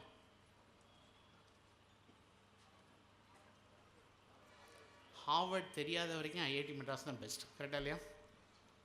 அடுத்த பெஸ்ட்டை நம்ம தேடுறதில்ல. அதனால் நம்ம இங்கே 3 லட்சம் செலவழிக்கிறதுக்கு ரெடியாக இருக்கும், அங்கே ஹார்வர்டில் ஃப்ரீயாக படிக்கிறதுக்கு ரெடியாக இல்லை. ஆனால் நாங்கள் வந்து உங்கள் தேடல் வந்து ஆழமாகணும், நல்ல விரிவுபடுத்தணும், ஆழப்படுத்தணும் அப்படிங்கிறது தான் என்னோடய கருத்து. மூணாவது வந்து கல்வியில் வந்து சேலஞ்சஸ் எப்போவுமே இருந்துகிட்ருக்கும். கல்வி வந்து அது நிறைய வந்து நம்ம கல்வியில் வந்து சொல்லக்கூடிய விஷயங்கள் எல்லாமே மாறுபட்ட கருத்துக்கள் தான். இந்த கருத்துக்கள் வந்து எல்லாமே வந்து உண்மையும் கிடையாது, பொய்யும் கிடையாது. நீங்கள் இதுக்குள்ளே வந்து நான் என்ன சொல்கிறேன்னா, இது ரொம்ப குழப்பமாக இருக்குது, இதில் வந்து ஸ்கோப்பே இல்லை அப்படின்னு சொல்லி இதை பேசிக்கிட்டே நீங்கள் கீழே மூழ்கிறத விட இதுக்குள்ளே என்ன வாய்ப்புகள் இருக்குதுன்னு பார்த்து அதுக்குள்ளே அழகாக மலர்றது நல்லதா இல்லை மூழ்கிறது நல்லதா அப்படிங்கிறது நம்ம தான் பார்க்கணும். ஓகே, அந்த எல்லாமே பிரச்சனைகள் நிறைந்த உலகம்தான். பட் இந்த காம்ப்ளெக்சிட்டிஸ் இருக்க தான் செய்யும். இந்த காம்ப்ளெக்சிட்டிக்குள்ளே நீங்கள் எப்படி ட்ராவல் பண்ணுங்கிறது தான் மிக மிக முக்கியமானது. நான் என்னோடய ப்ரொஃபஸர் அண்டு என்னோடய மென்டார், என்னோடய குரு ப்ரொஃபஸர் டாக்டர் எம் ஆனந்த கிருஷ்ணன். அவர் வந்து உங்கள் வாணியம்பாடியில் பிறந்து இஸ்லாமியா காலேஜில் படித்து அவர் வந்து 1952 காலேஜ் ஆஃப் இன்ஜினியரிங் கிண்டியில் வந்து ஜாயின் பண்ணி first PhD from University of Minnesota, அப்புறம் வந்து ஐஐடி கான்பூரில் ப்ரொஃபஸராக இருந்து first UN science counsellor in Washington DC, உங்கள் மாவட்டத்துக்கு பக்கத்தில் இருந்து. சரிங்களா? இந்த மாதிரி இதெல்லாம் 1950ஸ்லாம் நம்ம நினச்சி கூட பார்க்க முடியாது. அப்போ வந்து திறமைகள் எங்கே இருந்தாலும் அது வந்து நீங்கள் எந்த கண்ட்ரி, எந்த கம்யூனிட்டி, எந்த ரிலிஜன் எதுவும் பார்க்காது. இதையெல்லாம் தாண்டி உலகளாவிய வாய்ப்புகள் உங்களுக்கு காத்துட்ருக்குன்னா நம்ம அதை பார்க்கலாமா, இல்லை இங்கே லோக்கலில் சண்டை போட்டு காணாமல் போகலாமா? ஹலோ, இல்லைனா மிஸ்டர் சுந்தர் பிச்சை எங்கே போயிருக்க முடியாது, மிஸ்டர் சத்யா நடலில் போயிருக்க முடியாது. கரெக்டாக? நம்ம வந்து நம்மளையே வந்து தரம் தாழ்த்தி நம்மளை பற்றியே குறை சொல்லி நம்ம இந்த கிணத்துக்குள்ளேயே தான் ஃபைட் பண்ணிகிட்ருக்கோம். இதை தாண்டி வெளியே வர்றதுக்கான ஒரு முயற்சிகளோ இல்லை அதற்கான ஒரு என்ன சொல்கிறது ஒரு இனிஷியேட்டிவ்ஸ் எங்கேயுமே இருக்கிற மாதிரி எனக்கு தென்படலை. ஓகே, அண்டு இந்த சேலஞ்சஸ் வந்து கல்வி வந்து உங்களுக்கு வந்து இன்ட்ரெஸ்ட் படி படிக்கக்கூடாது, ஸ்கோப்புக்கும் படிக்கக்கூடாது. ஏன்னா ஸ்கோப் அப்படின்னு சொன்னால் இன்றைக்கி வந்து ஏஐ வந்து பயங்கரமான ஸ்கோப் அப்படின்னு சொல்கிறோம். இன்றைக்கி வந்து நான் இப்போ இந்த பிரான்ச்சஸ் பற்றி எங்கள் செமினாரில் சொல்லும்போது எல்லோரும் வந்து இந்த ஒரு 10 பிரான்ச்சை தான் எடுத்து நீங்கள் கொண்டாடுறீங்க. ஓகே, நீங்கள் ஏஐசிடி இணையதளத்தில் போய் பார்த்தீங்கன்னா 259 இன்ஜினியரிங் பிரான்ச்சஸ் இருக்குது. நீங்கள் வந்து இந்த 5-10 பிரான்ச்சை வச்சு நான் கொண்டாடி மீதி எல்லாத்துலேயும் வந்து இந்த 10.75 lakhs வந்து கம்ப்யூட்டர் சயின்ஸ் படிக்கிறாங்க. ஓகே, எர்த் சயின்சஸ் இந்தியாவில் 300 பேர் தான் படிக்கலாம். இதை நான் படித்தா எர்த் சயின்சஸ் படித்தா எனக்கு வந்து ஹார்வர்ட், ஸ்டான்ஃபோர்ட் எங்கே வேணாலும் அனுப்பலாம். நான் உங்கள் சேலத்துலேருந்து ஒரு பையனை அனுப்பியிருக்கேன். அவன் வந்து டெல்லி டெக்னாலஜி யூனிவர்சிட்டியில் என்வாயர்மெண்டல் போட்டோம். என்வாயர்மெண்டல் போட்டுட்டு அந்த பையன் வந்து he did his masters in Stanford. But அது வந்து ரொம்ப எளிமையெல்லாம் கிடையாது. நாங்கள் செகண்ட் இயர்லேருந்தே நாங்கள் அவரோட ப்ரொஃபைல்லாம் பில்ட் பண்ணோம். நீங்கள் டாப் யூனிவர்சிட்டிக்கு போகணுன்னா நீங்கள் உலகளாவிய போட்டிகளில் இருக்கீங்க. அப்போ நான் செகண்ட் இயர்லேருந்தே நான் என்ன பண்ணணுங்கிறத பார்க்கணும். அவர் செகண்ட் இயரில் வந்து சிஎஸ்கேயோட T20 எவாலுவேஷன் பண்ணார், டெல்லியோட ஏர் குவாலிட்டியை வந்து பண்ணார், இங்கிலீஷ் ப்ரீமியர் லீக் வந்து ஸ்டாட்டிஸ்டிக்கல் மாடலிங் பண்ணார், விம்பிள்டன் மேட்ச்சில் போய் ஸ்கோர் போர்டில் கரெக்ஷன் பண்ணி கொடுத்தாரு. படித்ததுக்கு என்வாயர்மெண்டல், பண்ணதெல்லாம் கோடிங் கிளப்பில் போய் சேர்ந்து கம்ப்யூட்டர் சயின்ஸ் டிபார்ட்மெண்ட்டோட சேர்ந்து பண்ணார். இன்றைக்கி உயர்கல்வியில் வந்து அப்புறம் பண்ணதுனால அவருக்கு ஸ்டான்ஃபோர்ட் கிடைச்சது. இப்போ வந்து ஃப்ளட் சயின்டிஸ்ட்னு ஒரு ப்ரொஃபஷனில் ஒர்க் பண்ணிட்டு அப்படின்னா என்னென்னா, சடனாக இப்போ பெய்ஜிங்கில் ஃப்ளட் வருது, கல்ஃபில் ஃப்ளட் வருதுன்னா அந்த ஃப்ளட்டை வந்து நீங்கள் எவ்வளோ குவான்டிட்டி ஆஃப் ஃப்ளட் வந்து இங்கே வந்து டவுன் போர் ஆகும் போது இதை ஸ்டாட்டிஸ்டிக்கல் மாடலிங் பற்றி எவாலுவேட் பண்ணுறாரு. ஃப்ளட் சயின்டிஸ்ட் அப்படின்னு நம்ம ஒரு ப்ரொஃபஷன் கேள்விப்பட்டிருக்குமா? நம்ம கேள்விப்படவே இல்லை. இப்போ நான் இன்னொரு ஸ்டூடெண்ட்ஸ், எனக்கு ஹியூமனிட்டி ஸ்டூடெண்ட்ஸ்க்கு இப்போ நான் கைட் பண்ணியிருக்கேன். டிஜிட்டல் ஹியூமனிட்டிஸ் அப்படின்னு ஒரு டிவிஷன் இருக்குது. அப்படின்னா நமக்கு என்னன்னே தெரியாது. ஏன்னா இந்த ஜென்ரேஷன் ஃபுல்லாக ஆன்லைனில் உட்காந்து என்னென்னமோ பண்ணிட்டு இருக்கு. கரெக்டாக இதனோட பிஹேவியரில் என்னங்கிறத படிக்கிறாங்க. இதுக்கெல்லாம் ஒரு படிப்பு இருக்குன்னு தெரியாது. அது மாதிரி எம்ஐடியில் வந்து இப்போ நான் ஒரு ஸ்டூடெண்ட்ஸ்க்கு பண்ணிட்டு இருக்கும்போது ப்ரிசிஷன் கேன்சர் சென்டர்னு ஒன்று இருக்குது. கேன்சரை ப்ரிசைஸாக கொண்டு போய் நீங்கள் ஐடென்டிஃபை பண்ணி எப்படி க்யூர் பண்ணுறதுக்குன்னு அவங்க ரிசர்ச் பண்ணிட்டு இருக்காங்க. நம்ம வந்து இங்கே சினிமா சீரியல்லாம் பார்த்து காணாமல் போய்ட்டுருக்கோம். கரெக்டாக இல்லையா? உலகம் எங்கேயோ போயிட்டுருக்கு. அது நாங்கள் அந்த கட்டத்தையும் இந்த சைட்லேயும் பார்க்கும்போது அந்த இம்பேலன்ஸஸ் சொல்லுவோம். ஓகே, அந்த வேறுபாடுகள் வந்து மிகுந்த வேதனை தருகிறது. நம்ம இன்னும் நம்ம முன்னேற வேண்டிய பாதைகள் எங்கேயோ நோக்கி நம்ம போகாமல் அதற்கு ஆப்போசிட்டில் போயிட்டுருக்கோங்க அப்படிங்கிறது தான். இது மேடம் சொன்னாங்க இல்லையா, இந்த ஒரு டிஸ்ட்ரிக்ட் ஒரு சேஞ்ச் வரணும்னா ஏதோ ஒரு குரூப் ஒர்க் பண்ணி இந்த மாதிரி ஒரு புக் இதெல்லாம் படிக்கணும் அப்படின்னு சொன்னதுனால தான் இந்த ஒரு சின்ன ஒரு சேஞ்சாவது நம்ம பார்க்க முடியுது. இது மாதிரி இன்னும் எண்ணற்ற மாற்றங்கள் தேவைப்படுகிறது. எல்லா துறைகள்லையும் தேவைப்படுகிறது. நம்ம வந்து அதான் நான் எல்லாத்தையும் சொன்னேன், இந்த கோவில்கள் அந்த காலத்தில் எப்படி கட்டினாங்க அப்படின்னு புரிந்து கொள்ளக்கூடிய கூட அளவுக்குள்ள நமக்கு கல்வி கிடையாது. நம்மெல்லாம் ரொம்ப செல்ஃபிஷாக போய் ஸ்ட்ரைட்டாக அம்மன் சன்னதியில் அப்ளிகேஷன் போட்டு வெளியே வந்துடும். கரெக்டாக நான் நல்லா இருக்கணும்னு சொல்லிட்டு. ஓகே, அந்த சிற்பங்கள் எப்படி பண்ணாங்க, ஓவியங்கள் எப்படி பண்ணாங்க, அந்த மனதை அமைதியாக்கக்கூடிய சூழலை எப்படி கிரியேட் பண்ணாங்க, இதெல்லாம் புரிந்து கொள்ளக்கூடிய அளவு கூட நமக்கு கல்வி கிடையாது. கல்வியோட மிக முக்கியமான நோக்கம் என்னென்னா, வேலை வாங்கி தரது கிடையாது, உங்களுக்கு ஸ்கோப் படி படிக்கிறது கிடையாது, இன்ட்ரெஸ்ட் படி படிக்கிறது கிடையாது. உலகத்தில் எந்த மூலைக்கு சென்றாலும் எந்த ஒரு சவால்கள் வந்தாலும் தான் பெற்ற கல்வியின் வாயிலாக எவ்வாறு எதிர்கொண்டு வெற்றி காண்பதுங்கிற தன்னம்பிக்கையை கொடுக்கறது தான் கல்வி. கரெக்டாக வேலையை கொடுக்கறது தான் கல்வி கிடையாது. இன்றைக்கி இந்த வேலை இருக்கலாம். இப்போ நான் ஒரு ஹார்வர்ட் யூனிவர்சிட்டி ப்ரொஃபஸரோட மேனேஜ்மெண்ட் லெக்சர் வந்து அட்டன் பண்ணேன். அவர் என்ன சொல்கிறாருன்னா, ஹார்வர்டு தான் வேர்ல்ட்லேயே பெஸ்ட் எம்பிஏ, இந்த எம்பிஏ படிக்கிறதே வேஸ்ட்டு அப்படிங்கிறாரு. ரொம்ப ஆச்சரியமாக இருந்தது. என்ன சார் இப்படி அவர் சொல்கிறார் நீங்களாம் எல்லாமே கேட்கலாம். அவர் என்ன சொல்கிறாருன்னா, நாங்கள் சொல்லிக் கொடுக்கக்கூடிய மேனேஜ்மெண்ட் தேரியெல்லாம் 20 முன்னாடி உள்ளது. 20க்கு அப்புறம் வந்து அவங்க வந்து ஃபேஸ்புக்குங்கிறாங்க, சோஷியல் மீடியாங்கிறாங்க, டிஜிட்டல் மார்க்கெட்டிங்கிறாங்க. இதெல்லாம் எங்கள் மேனேஜ்மெண்ட் தேரியிலே கிடையாதுங்கிறார். நாங்கள் ஸ்டூடெண்ட் வந்து கற்றுக்குறோங்கிறார்.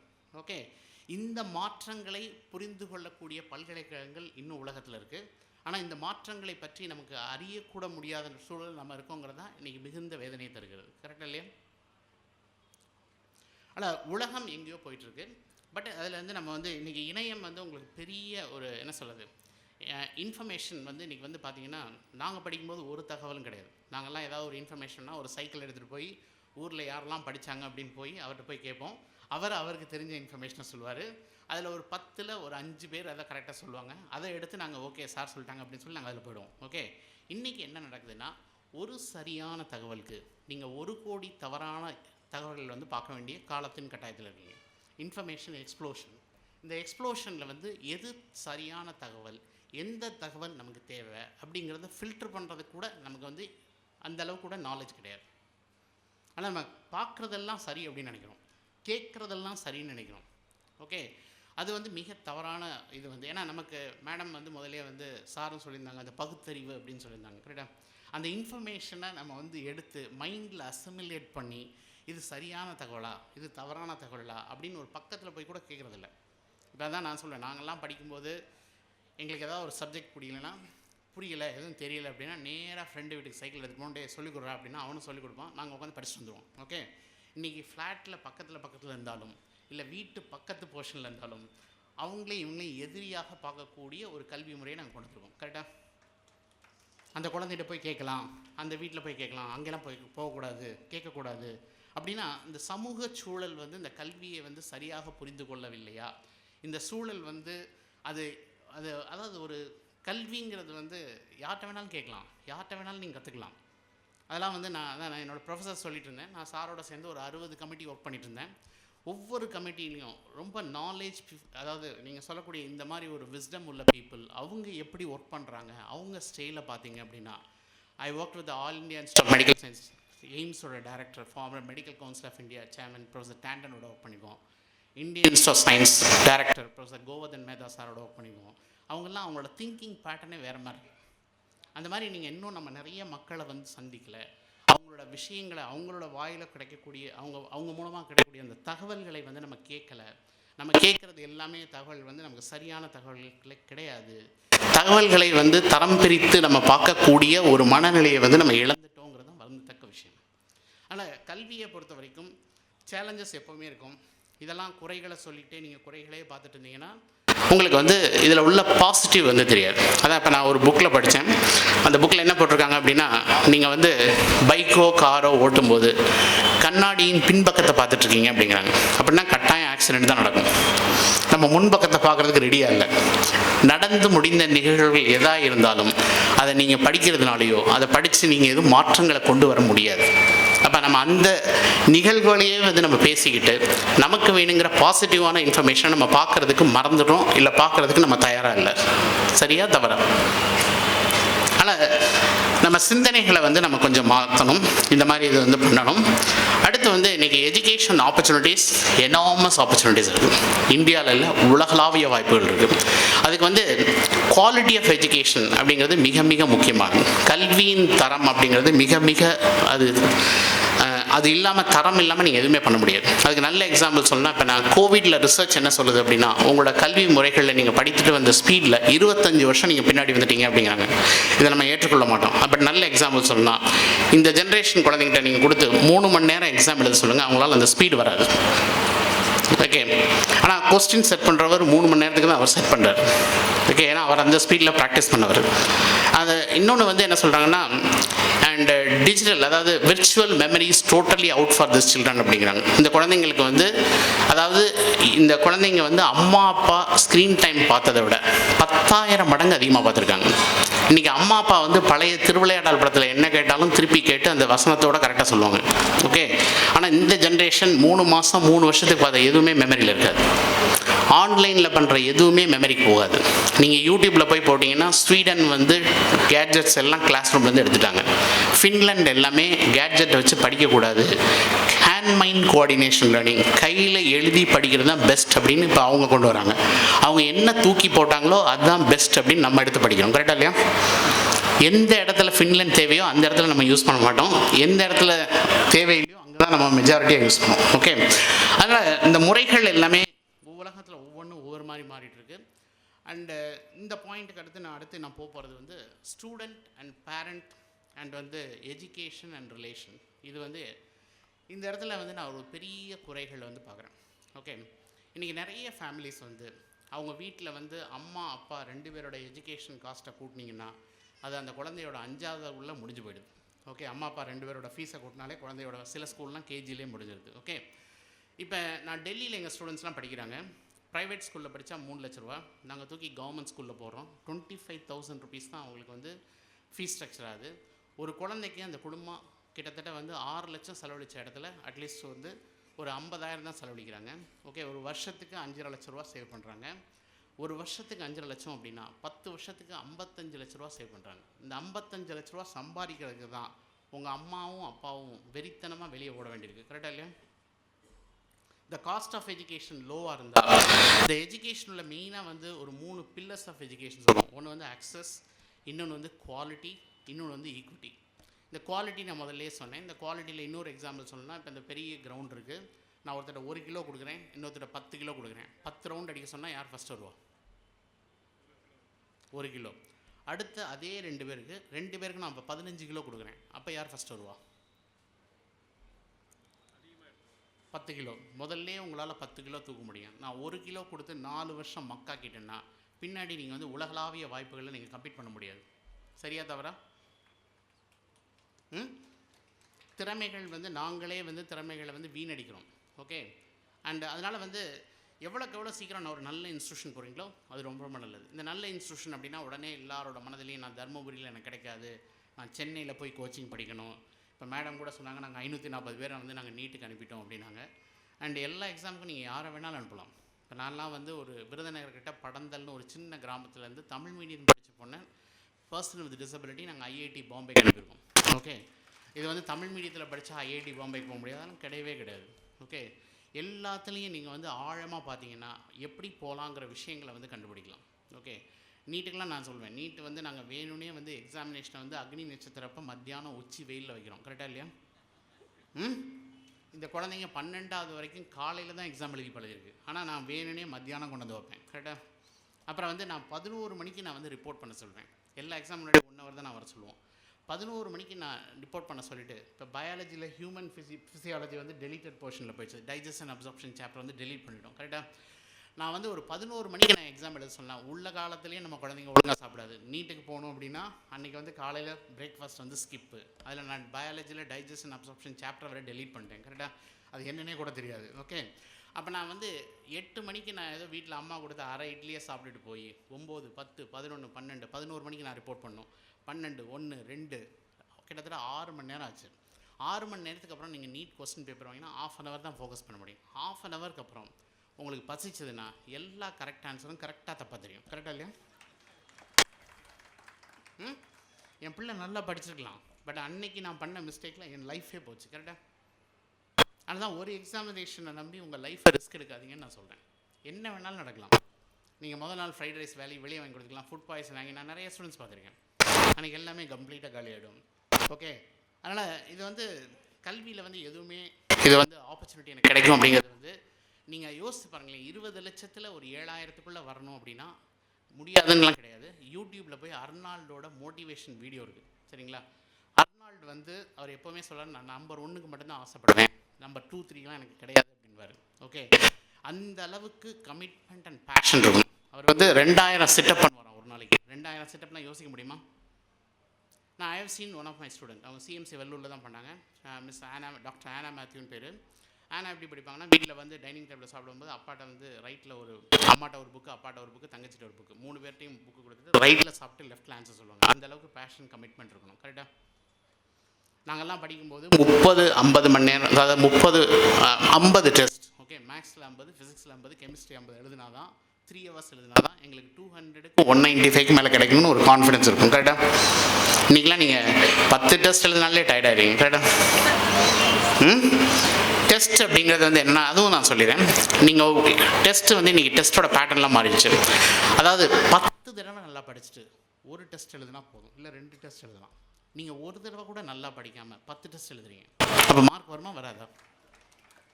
படித்ததை மைண்டில் திருப்பி அசிமிலேட் பண்ணுறதுக்கு டைம் இருக்கா இல்லையா? ஏன்னா நம்ம குழந்தைங்க எல்லாருமே வந்து எல்லா கண்ட்ரி பிரைம் மினிஸ்டரோட பிஸியாக இருக்காங்க. கரெக்டாக இல்லையா? ஃபேமிலியே சேர்த்து ஓடுறீங்க. கரெக்டாக? எங்கே ஓடுறோன்னு தெரியாமல் ஓடுறோம். ஓகே, பட் எங்கள் காலத்துலலாம் இப்படிலாம் கிடையாது. இதே மெடிக்கல் காலேஜ், இதே இன்ஜினியரிங் காலேஜுக்கு எல்லாருமே கம்ப்ளீட் பண்ணி தான் போகணும். அண்ட் இவ்வளோலாம் ப்ரெஷர் எடுத்துக்கல, இவ்வளோலாம் நாங்கள் வந்து ரொம்ப டென்ஷன் ஆகலை. ஓகே, இஷ்டப்பட்டு படித்தோம், நாங்கள்லாம் கஷ்டப்பட்டு படிக்கல. ஓகே, அந்த கல்வியை பொறுத்த வரைக்கும் இந்த ஸ்டூடெண்ட் பேரண்ட் ரிலேஷன்ஷிப்பில் நான் பார்க்குற ஒரு, இப்போ என்னோட கிளாஸ்மேட் ஒருத்தர் வந்து Madurai medical college CMC Vellore, அவர் வந்து வேர்ல்டு பேங்க்கில் இருந்தார், யூஎஸ் சைடில் ஓப்பனார். அவரை வச்சு இப்போ நான் ஒரு செமினார் வந்து சீரிஸ் இப்போ நாங்கள் ஸ்டார்ட் பண்ணியிருக்கோம், ஸ்டூடெண்ட் பேரண்ட் எஜுகேஷன் ரிலேஷன்ஷிப். இது வந்து நான் ரொம்ப பயங்கரமான ஃபேக்டராக நான் வந்து ஆந்திராலையும் பார்க்குறேன், தமிழ்நாட்டிலையும் பார்க்குறேன். இங்கே என்னென்னா, குழந்தைங்களுக்கு வந்து கோச்சிங்கில் நிறைய இன்டெகிரேட்டட் கிளாஸஸ், அந்த கிளாஸ், ஐஐடி கிளாஸ், இந்த கிளாஸ்லாம் நிறைய ஃபேமிலிஸ் வந்து அவங்க வருமானத்துக்கு மேம்பட்டு பணத்தை செலவழித்து குழந்தைய போடுறாங்க.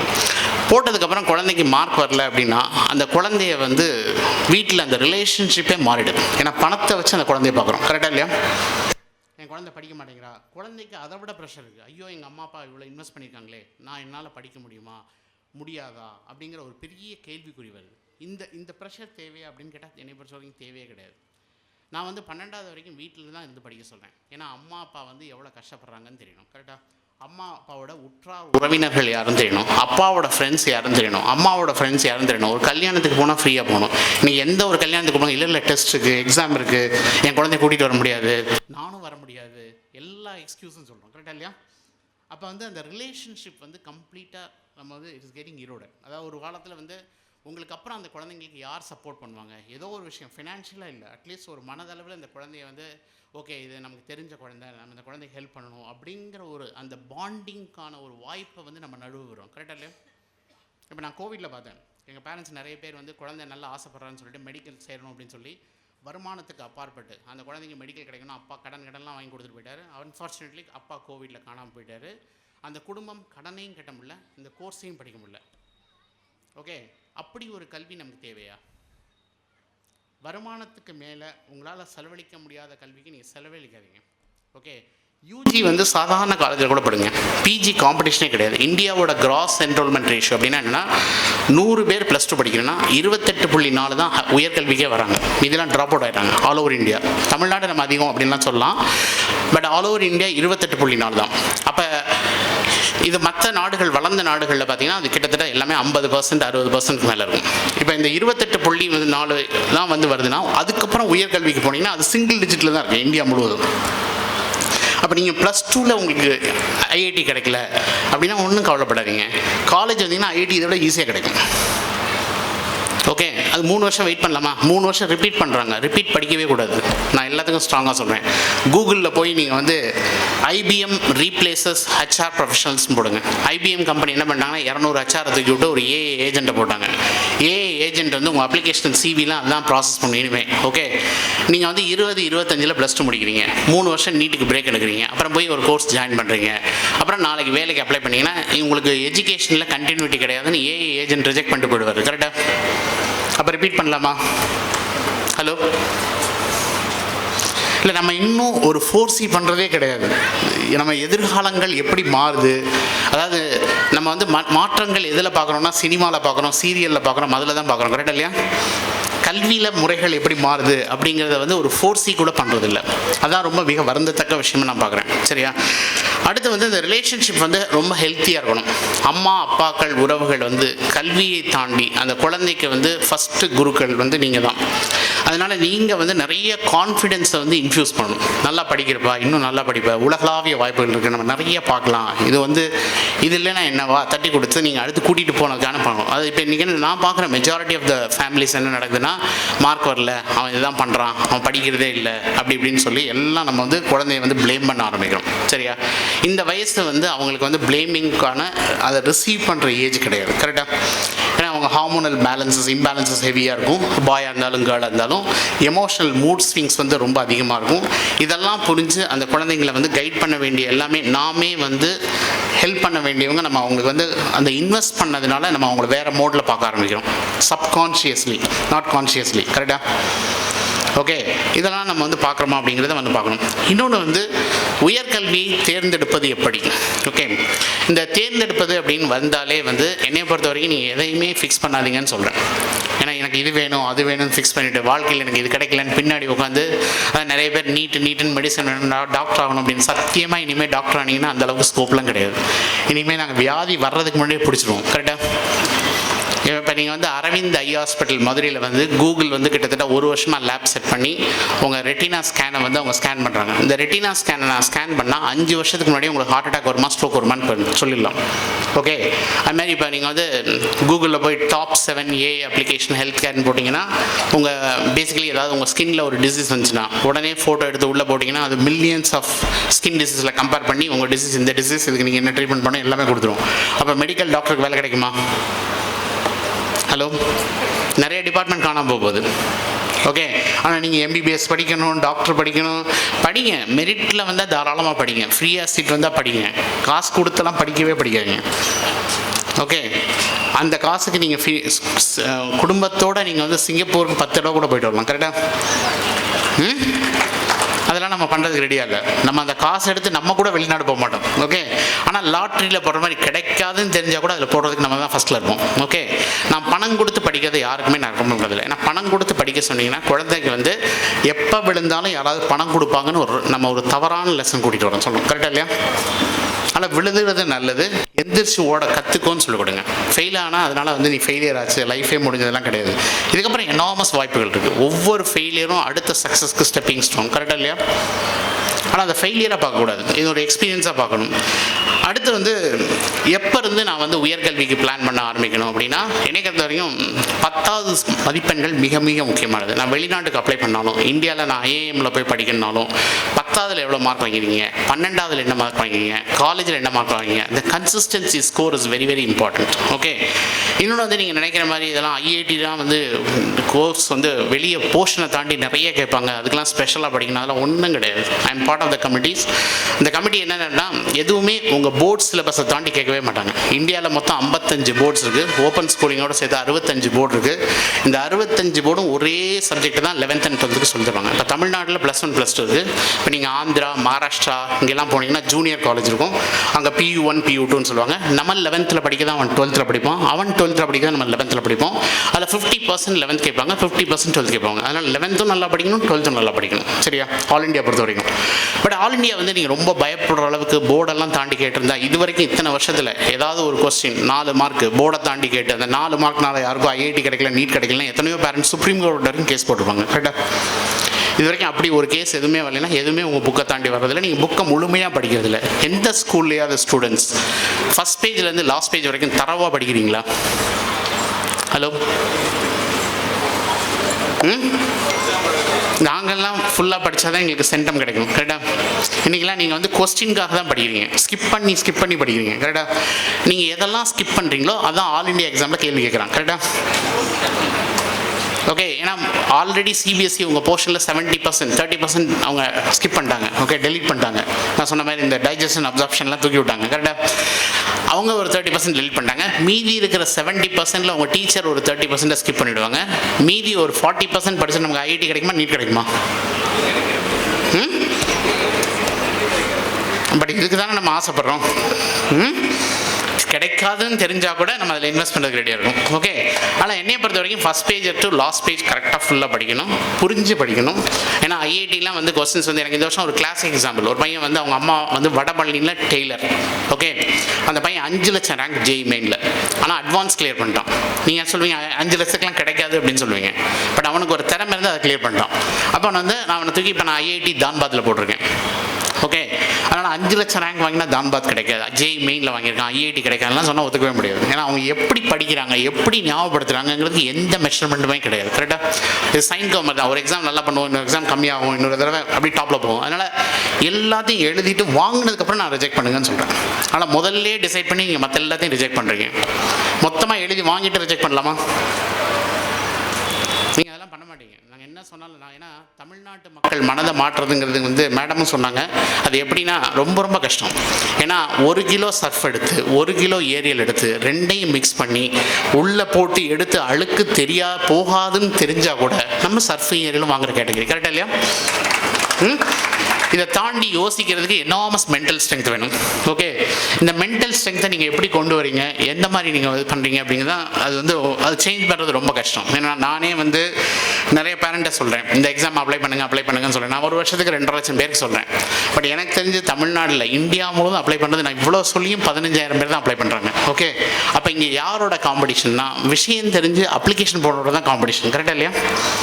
நீங்கள் பெஸ்ட் பீப்புளோடலாம் காம்பீட் பண்ணுறதில்ல, நீங்கள் இந்த அப்ளிகேஷன் போடுறோன்னு தான் காம்படிஷன். இந்த அப்ளிகேஷன் போடுறது இன்னொரு கிரேட் அட்வான்டேஜ் அது ரயில்வே டிக்கெட்டிங் மாதிரி. சரியா? நீங்கள் போட்டிருப்பீங்க, அங்கே முன்னால் ஒரு பையன் கிடச்சிருக்கும், அவன் என்ன செய்வானா இன்னொன்று பெஸ்ட் கிடச்சா இங்கேருந்து ஓடி போயிடுவான். அப்போ நீங்கள் இங்கே இருந்தீங்கன்னா வெயிட்டிங் லிஸ்ட் வந்து கன்ஃபார்ம் ஆவீங்க. கரெக்டாக? அப்ளிகேஷன் போட்டால் தான், போடலைன்னா நீங்கள் அந்த க்ரௌடுக்குள்ளே இருக்க மாட்டீங்க. கரெக்டாக?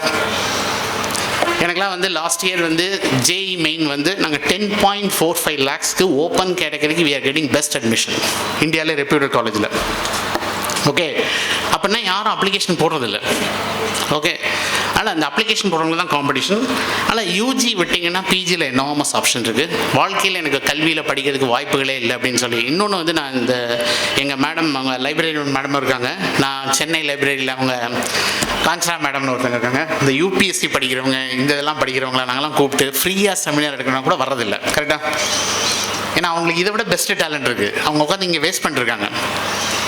ஏன்னா இந்த காம்படிஷனுக்கு போடுற எஃபர்ட்டை வேறு எங்கேயோ போட்டால் இதை விட பல மடங்கு மேலே போகலாம். அதாவது நான் என்ன சொன்னேன், எல்லாத்தையும் எழுதி வாங்கிட்டதுக்கப்புறம் டிசைட் பண்ணுங்கள். அதுக்கப்புறம் நீங்கள் ஸ்டேட் கவர்மெண்ட்டில் சீட் கிடச்சா போங்க. ஆனால் இதை விட பெஸ்ட்டு கிடைக்கிறது நீங்கள் விட்டு கொடுக்குறது கரெக்டாக? ஹலோ? நம்ம அந்த காம்படிஷன் தான் நம்ம ஒரு ஹோல் பிக்சரை பார்க்குறதில்ல, ஒரு போர்ஷனை பார்த்துட்டு நம்ம அதில் டிசிஷன் எடுக்கிறோம், விச் இஸ் நாட் கரெக்ட். அதனால் PG ஆப்ஷன்ஸ் அப்படிங்கிறது வந்து எனாமஸ் ஆப்ஷன்ஸ் இருக்குது. இப்போ நீங்கள் இன்ஜினியரிங் எடுத்துகிட்டு மெடிசன் போகலாம், மெடிசன் எடுத்துகிட்டு இன்ஜினியரிங் வரலாம். இப்போ நீங்கள் IIT இப்போ நல்லா எங்கள் ஸ்டூடெண்ட்ஸ் நிறைய பேர் நீட் PG கிடைக்காது. ஏன்னா நீட் UGயாவது ஈஸியாக கிடைச்சிடும். 1,27,000 சீட்ஸ் இருக்குது. நீட் PG சீட்ஸ் ரொம்ப கம்மி.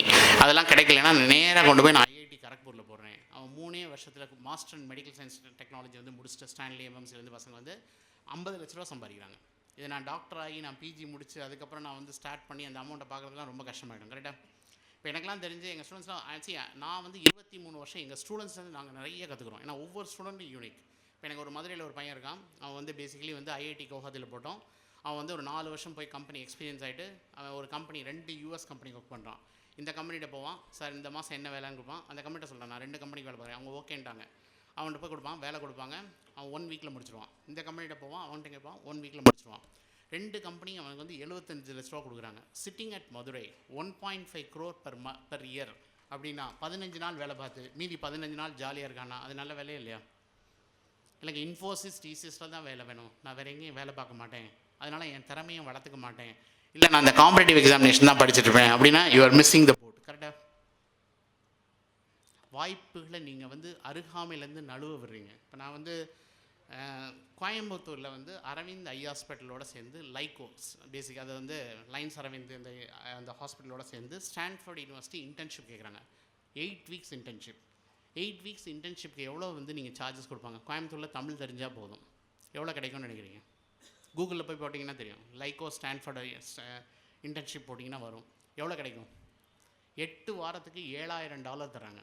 எங்கே? கோயம்புத்தூரில். என்ன மினிமம் ரெக்குவயர்மெண்ட்? தமிழ் தெரிஞ்சிருக்கணும். அப்ளிகேஷன் போட நம்ம ரெடியாக இல்லை. கரெக்டாக இல்லையா? ஹலோ, நீங்கள் வாய்ப்புகள் பக்கத்துலேயே இருக்குது, நீங்கள் பார்க்குறதுக்கு ரெடியாக இல்லை. ஓகே, அதனால் வந்து நீங்கள் வாய்ப்புகள் உங்களை தேடி வராது, நீங்கள் தான் வாய்ப்புகளை தேடி போகணும். அதுக்கு வந்து மிஸ்டர் பில்கேட்ஸ் வந்து ஒரு ஜேர்னலிஸ்ட், நீங்கள் அதை பார்த்துருப்பீங்க, யூடியூப்பில் இருக்குது. ஒரு ஜேர்னலிஸ்ட் இன்டர்வியூ பண்ணுவாங்க. அவங்க சார் கேட்பாங்க, சார் உங்கள் சக்ஸஸோட சீக்ரெட் ஆஃப் சக்ஸஸ் என்ன அப்படின்வாங்க. உடனே அவர் என்ன செய்யணும், ஒரு எம்டி செக் எடுத்து அந்த அம்மாட்ட கொடுப்பாரு.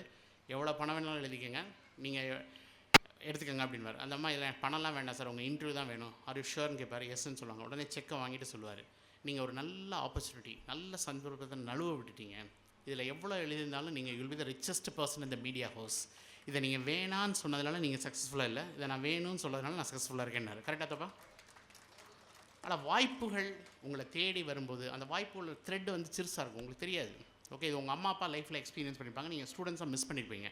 அந்த எந்த வாய்ப்புகளையும் நீங்கள் நழுவ விடாதீங்க, முதல்ல பிடிச்சிக்கோங்க. ஓகே, நான்லாம் என்னோடய ப்ரொஃபஸரை வந்து சும்மா ஒரு புக்குக்கு ஃபார்வேர்டு தான் பார்க்க போனேன். அவர் வந்து கொடுத்ததுக்கப்புறம் அந்த ரிலேஷன்ஷிப் டில் இஸ் டெத் 16 வருஷம் அவரோட நல்லா ஒர்க் பண்ணியிருந்தேன். நிறைய எக்ஸ்பீரியன்ஸ், இம்மென்ஸ் எக்ஸ்பீரியன்ஸ். இந்த எக்ஸ்பீரியன்ஸ்லாம் நீங்கள் எங்கோட போய் கற்றுக்க முடியாது. ஓகே, ஆனால் இந்த லெகசி ஆஃப் நாலேஜ் ட்ரான்ஸ்ஃபர் வந்து உங்கள் தாத்தா பாட்டிகிட்டேருந்து கூட கேட்கலாம். நீங்கள் அவங்களெல்லாம் இல்லை, அவங்க ரிட்டையர்ட் ஆகிட்டாங்க, சீரியல் பார்க்குறாங்க, என்ன வேணாலும் சொல்லலாம். அவங்கள்ட்ட ஏதோ ஒரு திறமைகள் ஒளிந்திருக்கலாம். அந்த திறமைகளை என்னன்னு கேட்டு நீங்கள் அதை வந்து, ஏன்னா அவங்கெல்லாம் ஒரு 80 வயசுக்கு மேலே வாழ்ந்துருக்காங்கன்னா அவங்க 20-40 வயசில் பார்த்தது நீங்கள் பார்த்தது கிடையாது. அவங்கள்ட்ட என்ன தான் அந்த உலகம் தெரிஞ்சிக்கக்கூடிய ஆர்வங்கள் கிடையாது. கரெக்டாக? அதான் நான் என்ன சொல்கிறேன்னா, நம்ம கல்வி முறைகள் வந்து எப்படி மாறிட்டுருக்குன்னா, நம்ம சிந்திக்கக்கூடிய திறமை, ஏன் இதுக்குன்னு கேட்கக்கூடிய திறமை, யோசிக்கக்கூடிய திறமை ஒன்றொன்னையாக இழந்துட்டுருக்கோம். கரெக்டாக இல்லையா? மதிப்பெண்களை நோக்கி நகர்ந்துட்டுருக்கோம், தேர்வுகளை நோக்கி நகர்ந்துட்டுருக்கோம். அதனால் ஒரிஜினல் நம்மளோட இண்டிவிஜுவாலிட்டி, நம்மளோட தனித்திறன்கிறது வந்து அப்படியே காணாமல் போயிட்டே இருக்குது. ஓகே, அதனால் எல்லாத்தையும் தாண்டி ஒரு நல்ல உலகம் இருக்குது. இந்த கல்வி முறைகளில் வந்து கல்வியில் இது நம்ம குறை சொல்லிகிட்டே இருக்கலாம். நான் சொன்ன இந்த 80 எக்ஸாமில் 75 எக்ஸாமில் உங்கள் +2 மார்க்கே பார்க்க மாட்டாங்க. ஆனால் நான் +2 படிக்க வேணாம்னு சொல்ல மாட்டேன். ஏன்னா நம்ம வந்து இதை படிக்க வேண்டாம் அப்படின்னு சொன்னால் நம்ம ரொம்ப ஈஸியாக எடுத்துக்குவோம். ஓகே, ஹியூமன் பீயிங் வந்து they are the one of the most laziest animal in the world. Okay, ஸ்கூல்னு ஒன்று இல்லைனா நம்ம படிப்போமா? சத்தியமாக படிக்க மாட்டோம். கரெக்டாக இல்லையா? ஸ்கூலில் டீச்சர் வரேன், நான் சொல்லித்தரேன், ஆனால் நான் டெஸ்ட் வைக்க மாட்டேன் அப்படின்னு படிப்போமா? சத்தியமாக படிக்க மாட்டோம். கரெக்டாக? டீச்சர் வந்து மார்க்கை கன்சிடர் பண்ண மாட்டேன் அப்படின்னாலும் படிக்க மாட்டோம். நான் ஃபெயில் ஆக்குவேன்னு சொன்னால் மட்டும்தான் விழுந்து படிப்போம். கரெக்டாக? அப்போ நமக்கு எங்கேயாவது ஒரு இடத்துல புஷ்ஷிங் தேவைப்படுது. அந்த புஷ் இல்லைன்னா நம்மளோட இண்டிவிஜுவல் நாலேஜ் வந்து வெளியே வரவே வராது. அந்த புஷ் வந்து பேசிக்கலி அது பேரண்ட் புஷ்ஷாக இருக்கும், அண்டு உங்கள் டீச்சர்ஸோட புஷ்ஷாக இருக்கும், ஸ்கூலோட புஷ்ஷாக இருக்கும். அந்த புஷ்ஷை வந்து கன்ஸ்ட்ரக்டிவாக பார்க்கணும், டிஸ்ட்ரக்டிவாக பார்க்கக்கூடாது. ஓகே, அதில் வந்து நல்ல விஷயங்களை மட்டும் எடுத்துக்கணும். அதை நீங்கள் ஷேர் பண்ணணும். உங்கள் அம்மா அப்பாட்ட ஷேர் பண்ணலாம், தாத்தா பாட்டிகிட்ட ஷேர் பண்ணலாம், உங்கள் அங்கிள்கிட்ட ஷேர் பண்ணலாம், யார்கிட்ட வேணாலும் ஷேர் பண்ணலாம்.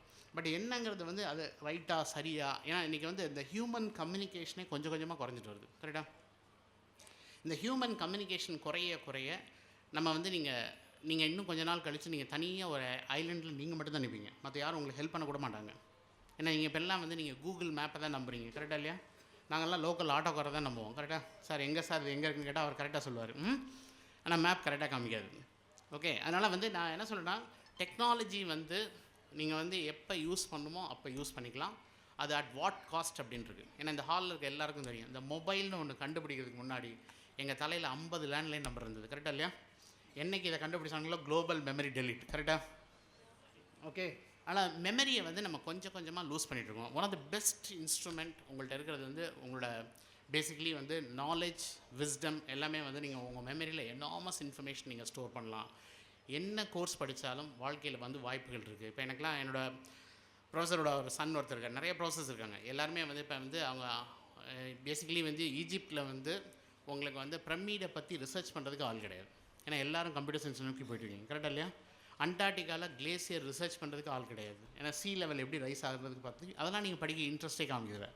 ஏன்னா நாங்கள் எப்படி உங்களை வந்து கல்வி முறைகளை உருவாக்கணும், நாங்கள்லாம் ஏசி ரூமில் உட்காந்து வெளியே வந்து ஸ்வெட் ஆகாமல், ஓகே, வேர்வைப்படாமல் நாங்கள் உடனே கிடைக்கக்கூடிய வேலைகளை தான் நாங்கள் வந்து உங்களுக்கு வாங்கித்தரோம். அப்படின்னா நம்ம வந்து முன்னேற்றத்தை நோக்கி போயிட்டுருக்குமா, இல்லை வாழ்க்கையில் வந்து பின்னடைவை நோக்கி போயிட்டுருக்குமா? I leave it you, option is US, கரெக்டாக? அதனால் வந்து எனக்கு தெரிஞ்சு இது வாய்ப்புகள் நிறைந்த உலகம். அதை தேடி கண்டுபிடிக்கிறவங்களுக்கு வாய்ப்புகள் தென்படும். அதை தேடலை நீங்கள் எவ்வளோக்கு எவ்வளோ குறைக்கிறீங்களோ, இல்லை எவ்வளோக்கு எவ்வளோ நீங்கள் சுருக்குறீங்களோ, நான் தமிழ்நாட்டுக்குள்ளே தான் இருப்பேன், நான் வந்து இல்லை இந்த தர்மபுரியை தாண்டி போக மாட்டேன் அப்படின்னா நீங்கள் திருப்பி விவேகானந்தர் சொன்ன மாதிரி இந்த கிணத்துக்குள்ளே இன்னும் ஆழமாக உள்ளே போகிறீங்க, கரெக்டாக இல்லையா? ஆனால் உலகளாவிய வாய்ப்புகள் இருக்குது. உங்கள் பாப்புலேஷன் கிடையாது. என்ன தான் மிஸ்டர் ட்ரம்ப் இந்த ரூல் போட்டார் அது போட்டாலும் அந்த பல்கலைக்கழகம் சர்வே ஆகுனா அங்கே டேலண்டட் சில்ட்ரன் வேணும், கரெக்டாக? இந்த பாப்புலேஷன் எங்கேயும் கிடையாது. இன்னொரு கிரேட் அட்வான்டேஜ் இப்போ நான் பார்க்குறது என்னென்னா, எனக்கு மோஸ்ட் காம்படிட்டிவ் கண்ட்ரி இஸ்ரேல் வாரில் இருக்குது, ரஷ்யா வாரில் இருக்குது. அப்படின்னா யங் பாப்புலேஷன் எஜுகேஷனுக்கு வராது, அதெல்லாம் வாருக்கு போயிடும். நல்லா படிச்சிங்கன்னா உலகாவிய வாய்ப்பு. நான் நிறைய பேர் இப்போ நான் post Covid I'm sending to Stanford, Harvard, எந்த பெஸ்ட் யூனிவர்சிட்டி என்ன சொன்னாலும் எல்லாத்துக்கும் நாங்கள் அனுப்ப முடியுது. நாங்கள் தேர்ட் இயர்லேயே அனுப்பிடுவோம். எனக்குலாம் நித்யஸ்ரீன்னு ஒரு பொண்ணு நான் யூடியூப்பில் போட்டிருக்கேன். ஸோ நான் என்னோடய ஸ்டூடெண்ட் சக்ஸஸ் ஸ்டோரி நான் எதுக்கு போகிறேன்னா, நீங்கள் எல்லாம் சக்ஸஸ் தான் பார்க்குறீங்க, அவங்க பின்னாடி எவ்வளோ ஹார்ட் ஒர்க் பண்ணாங்கன்னு பார்க்க மாட்டேங்கிறீங்க. அந்த ஹார்ட் ஒர்க் பார்க்கணுங்கிறதுக்காக தான் நான் வந்து இந்த சக்ஸஸ் ஸ்டோரிஸை போகிறேன்.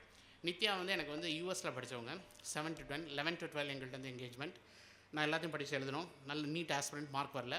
நான் வந்து அண்ணா யூனிவர்சிட்டி பிட் கேம்பஸ் திருச்சிராப்பள்ளியில் போட்டேன். நீங்களாம் அந்த காலேஜ் சேர்க்கவே மாட்டீங்க, கவர்மெண்ட் காலேஜ். அதுவும் அமெரிக்காவில் படித்த பொண்ணு, இங்கே இருக்க லேடிஸ் டாய்லெட்லாம் ரொம்ப எக்ஸ்ட்ரீமாக இருக்கும். பட் அந்த குழந்தை வந்து அதுக்காக எஜுகேஷனுக்காக காம்ப்ரமைஸ் பண்ணிச்சு. மேக்ஸிமம் வந்து அண்ணா லைப்ரரியில் தான் படிப்பாங்க, சாட்டர்டே சண்டே இங்கே ஓடி வந்துடுவாங்க. எங்கள்கிட்ட வந்து எல்லாம் பண்ணி தேர்ட் இயர்லேயே we sent to university of Lausanne, Switzerland அனுப்பிடும். ஃபைனல் செமஸ்டர் வந்து மொத்தம் அந்த குழந்தைக்கு வந்து 3 கோடி ரூபா ஃபீஸ், 6 யூனிவர்சிட்டி கொடுத்தாங்க, மாதம் $3000. இப்போ $1500 வீட்டுக்கு அனுப்புகிறாங்க. நல்ல டீலே இல்லையா? ஹலோ, நீங்கள் இதெல்லாம் பார்க்குறதுக்கு ரெடியாக இல்லை. நான் உடனே வேலையை பார்த்தேன்னா இதெல்லாம் எனக்கு வாய்ப்புகள் எப்படி தெரியும்? சரி, நான் ஸ்கூலுக்கு வரும்போது இப்போ நான் வந்து என்ன சொல்கிறேன்னா, நீ 6வதுலேயே கேட்க ஆரம்பிச்சிடறேன், ஐஐடிக்கு படிக்கிறேன், நீட்டுக்கு படிக்கிறேன் அப்படின்னு கேட்குறேன். ஓகே, எனக்கு 6வது நல்லா படிக்கணும், 10வது நல்லா படிக்கணும், 10வது மார்க் இருந்தால் தான் நான் மேலே போக முடியும், கரெக்டாக இல்லையா? இப்போ எனக்கு இந்த வருஷம்லாம் வந்து நிறைய பெஸ்ட் ஸ்கூல்ஸில் வந்து பசங்க எல்லாம் ஐஐடி கிளியர் பண்ணிட்டாங்க. ஆனால் போர்டில் 74 வந்து ஐஐடிக்கு போக முடியாது, என்ஐடிக்கு போக முடியாது. போர்டை படிக்காமல் நீங்கள் எங்கேயுமே போக முடியாது. அதனால் கற்றலை வந்து நீங்கள் வந்து அதை முழுமையாக கற்றுக்கிறதுக்கு ட்ரை பண்ணுங்கள். எவ்வளோ மேக்ஸிமம் நீங்கள் வந்து முழுமையாக கற்றுக்கிறீங்களோ அந்த அளவுக்கு வந்து உங்களுக்கு பின்னாடி யூஸ்ஃபுல்லாக இருக்கும்.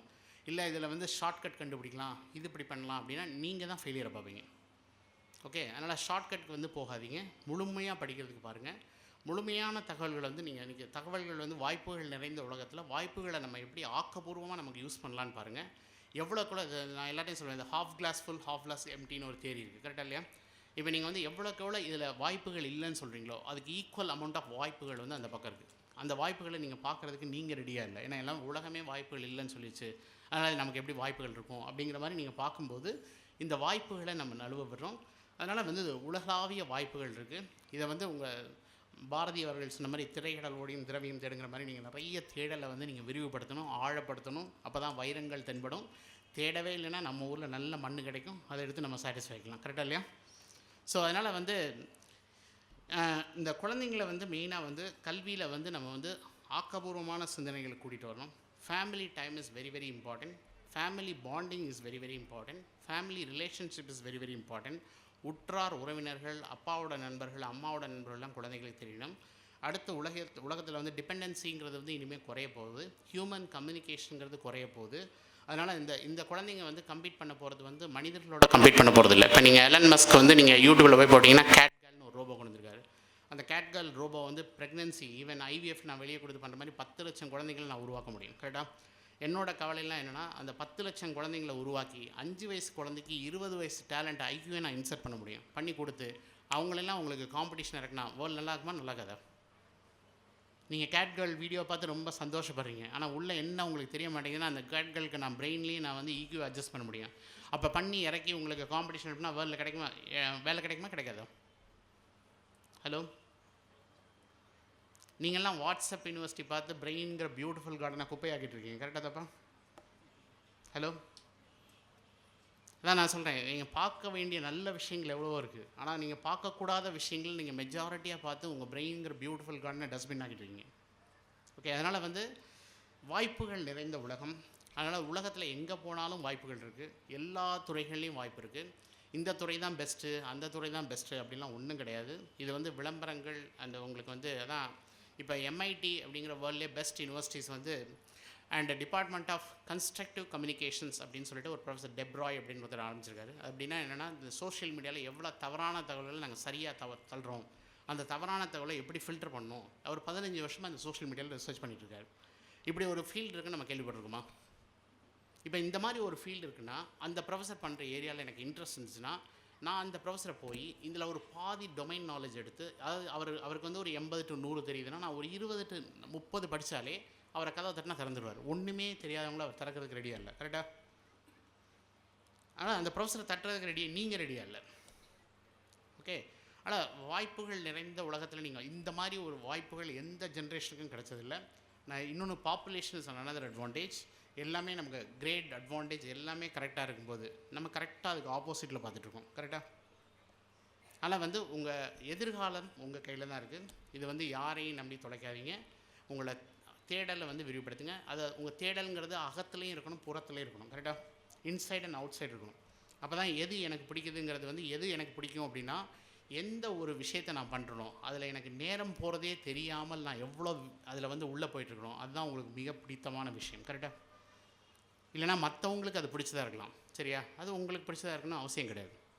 இப்போ ஏஐலாம் எப்போ வந்ததுன்னா 1956 வந்து ஏஐ இருக்குது. ஓகே, நம்மலாம் இப்போ தான் 10 வருஷமாக ஏஐ கொண்டாடுறோம். கம்ப்யூட்டர் சயின்ஸ்க்கு முன்னாடியே வந்தது. நீங்கள் கூகுளில் போய் நீங்கள் ஸ்டான்ஃபர்ட் ஏஐ இன் 62 இயர்ஸ்னு போட்டிங்கன்னா உள்ளே வரும், சரியா? அப்போ ஏஐங்கிறதுலாம் இந்த மாதிரி ஒரு துறையை கண்டுபிடிச்சி ஒரு நல்ல பிரில்லியன்ட் மைண்ட் அதை உள்ளே போட்டிருக்காரு. உங்களை மாதிரி ஒரு யங் மைண்ட் வந்து அதை டச் பண்ணும்போது, அது மிடாஸ் டச்சில் ரேப்பிட் ஃபயர் ஆகும்போது அந்த துறை பயங்கரமான அபிரதமான வளர்ச்சி அடையுது. கரெக்டாக இல்லையா? நீங்கள் ஒரு கட்டத்தில் வந்து ஒரு 60 வருஷம் கழிச்சு தொட்டால் கூட அந்த துறை எங்கேயோ போயிடும். இன்றைக்கி கான்டெக்ஸ்ட்டு நீங்கள் டச் பண்ணி இது பண்ணலாம். நிறைய வாய்ப்புகள் நிறைந்த உலகம். அண்ட் அதனால் வந்து உங்கள் தேடலை விரிவுபடுத்துங்க, ஆழப்படுத்துங்க.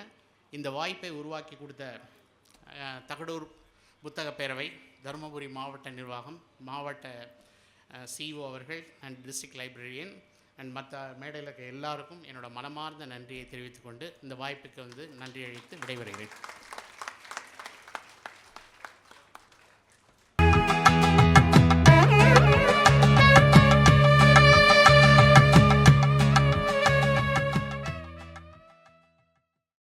டீச்சர்ஸ் உங்களை தேடி வர மாட்டாங்க. ஆனால் போர்டு வந்து எந்த போர்டு எடுத்தாலும் இந்தியாவில் நான் முதலே சொன்ன 55 போர்டும் இதே சிலபஸ் தான். 11th and 12th 10th வரைக்கும் ஒவ்வொரு ஸ்டேட்டும் they have their own description. 11th and 12th syllabus uniform syllabus across the country. இது எல்லாருமே நீங்கள் எந்த போர்டில் படித்தாலும் ஒன்று தான். அண்டு போர்டு வந்து எனக்கு தெரிஞ்ச வரைக்கும் இப்போ தமிழ்நாடு போர்டு வந்து டெக்ஸ்ட் புக் வந்து it's for better then CBSE books. ஆனால் நீங்கள் வந்து பையன் படிச்சுட்டு கன்ஃபியூஸ் ஆகிறான் அப்படின்னா நீங்கள் வந்து தமிழ்நாடு புக்கை பாதி பேர் இப்போ வந்து கிழிச்சு எல்லாம் எடுத்து தண்ணி அதை மட்டும் எடுத்து படிச்சுக்கிறாங்க. அதனால் நீங்கள் வந்து பார்த்துக்குங்க. பட் என்ன, acute shortage of teachers across the country. அதனால் போர்டு எனக்கு மேட்டரே கிடையாது. நீங்கள் எந்த போர்டு உங்களுக்கு கன்வீனியன்ட்டோ, அந்த குழந்தைக்கு எது கன்வீனியன்ட்டோ எந்த போர்டிலலாம் படிக்கலாம். பட் என்ன படித்தாலும் 2 சப்ஜெக்ட் நல்ல டீச்சர் இருப்பாங்க, 2 சப்ஜெக்ட் நல்ல டீச்சர் இருக்க மாட்டாங்க. நீங்கள் தான் எடுத்து படிக்கணும். ஓகே, நன்றி சார். அடுத்து பொதுவாக நீட்டு அப்புறம் JEE இது மட்டும்தான் நம்ம கண்ணுக்கு என்ட்ரன்ஸாக தெரியுது. நீங்கள் 80 100ன்னு சொல்லிக்கிட்டே போகிறீங்க. மிக முக்கியமாக ஒரு +2 படிக்கும் மாணவன் எழுத வேண்டிய முக்கியமான என்ட்ரன்ஸ் எது எழுதலான்றதை இல்லை, என்னையை பொறுத்த வரைக்கும் நான் எல்லாத்தையும் தான் எழுத சொல்லுவேன். ஏன்னா இங்கே ஒரு மேடம் இருக்காங்க, அந்த டாக்டர் கற்பகா மேடம் இருக்காங்க. அவங்க பொண்ணு தர்ஷினி வந்து வர்ஷினி வந்து வி சென்டர் டு பிட்ஸ் பில்லானியில் லா அனுப்பணும் உங்கள் தர்மபுரியிலேருந்து, சரியா? பட் வர்ஷினி எங்களோட எல்லா எக்ஸாம் எழுதுனாங்க, சரியா? அவங்க அம்மா அப்பாட்ட கேட்டிங்கன்னா சொல்லுவாங்க எல்லாத்தையும் எழுதட்டும், ரைட் அண்ட் லெஃப்ட் எழுதட்டும். அண்டு நிறைய அட்மிஷன் கிடச்சிது. வாங்கிட்டு அப்புறம் அந்த குழந்தைக்கு என்ன இன்ட்ரெஸ்ட்டோ அதான் நாங்கள் அனுப்பணும், சரியா?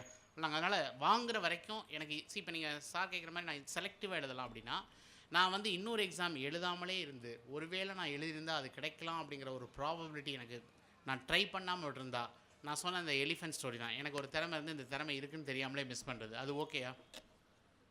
ஹலோ, இப்போ எனக்குலாம் வந்து டிஸ் வந்து இப்போ வரைக்கும் அட்மிஷன் போயிடுது. செப்டம்பர், எனக்கு மிட் ஆஃப் செப்டம்பர் வரைக்கும் அட்மிஷன் போயிருக்கு. Tata institutions one of the outstanding institution இந்த கண்ட்ரி. யாரும் அப்ளை பண்ணல. அதனால் நீங்கள் அப்ளை பண்ணுறவங்கள தான் காம்படிஷன்.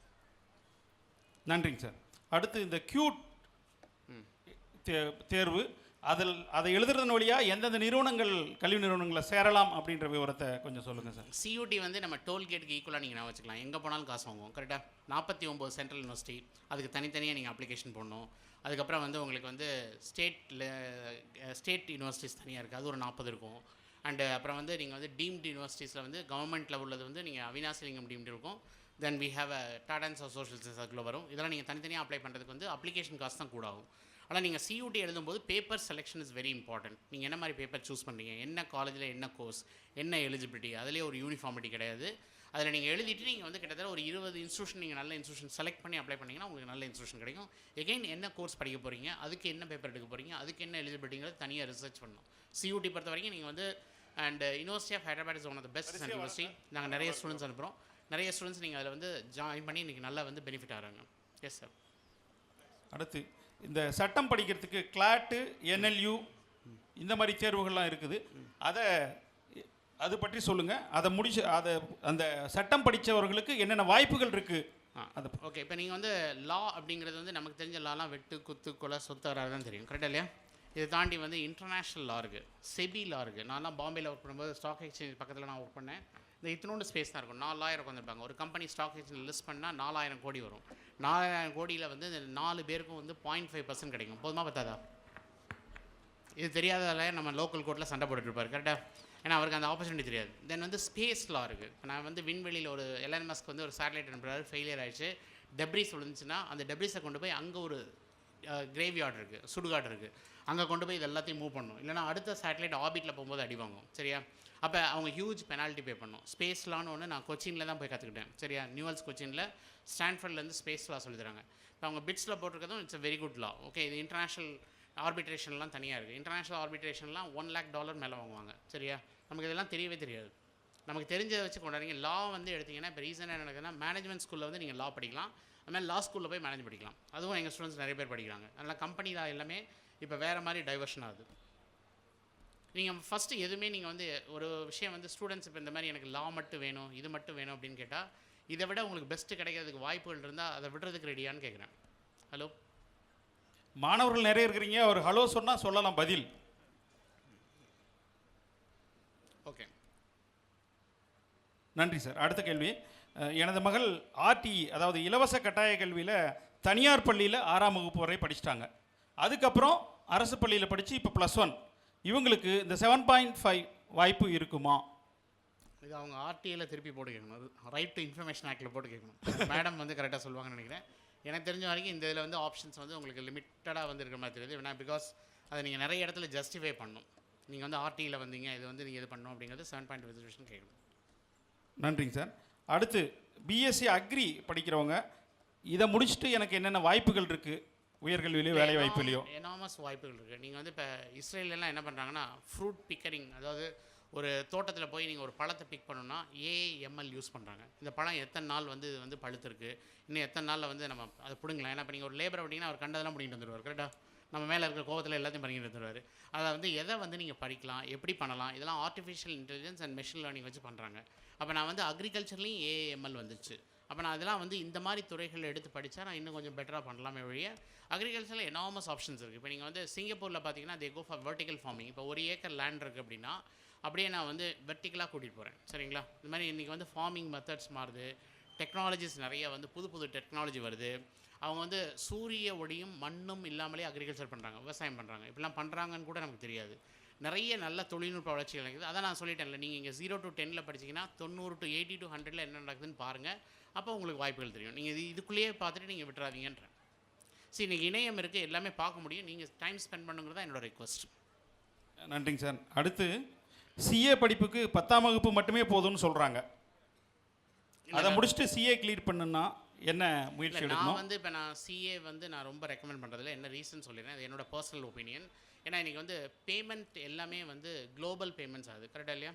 நீங்கள் வந்து இப்போ நீங்கள் யூஎஸ்லேருந்து ஒரு டாலர் நீங்கள் அனுப்புனா நீங்கள் நெக்ஸ்ட் மினிட்ல நான் இந்தியாவில் எடுத்துக்கலாம். இது எல்லாமே வந்து சிஏ சிலபஸில் கிடையாது. இன்றைக்கி வந்து நீங்கள் ஃபினான்ஷியல் எல்லாமே வந்து ஃபின்டெக்னு ஒரு ஏரியா வந்துருக்கு, ஃபினான்ஷியல் டெக்னாலஜி வந்துருக்கு. நீங்கள் யூடியூப்பில் போய் பார்த்தீங்கன்னா தெரியும். அப்புறம் வந்து உங்களுக்கு வந்து பிளாக் செயின் நீங்கள் கம்பல்சரியாக படித்தாகணும். இதெல்லாம் வந்து என்னோடய சிஏ சிலபஸில் கிடையாது, அண்டு சிஎம்ஏ சிலபஸ்லேயும் கிடையாது. ஆனால் நான் சிஏ படிச்சுட்டு திருப்பி வந்து நான் திருப்பி வேலை தேடி நிற்கிறேன். டாப் 5% 10% தான் வேலை கிடைக்கும். மீதிலாம் வந்து நீங்கள் படிக்கிறேன்னு சொல்லி ரொம்ப டைம் வேஸ்ட் பண்ணிருப்பீங்க, கரெக்டாக இல்லையா? அதுக்கு வேறு கோர்ஸ் படிச்சுட்டு கூட நான் திருப்பி ஃபினான்ஸில் நான் ஸ்பெஷலைஸ் பண்ணலாம். அதனால் நீங்கள் அந்த ஃபினான்ஸ் இண்டஸ்ட்ரி மாறுற அளவுக்கு கரிக்குலம் மாறல, கரெக்டாக?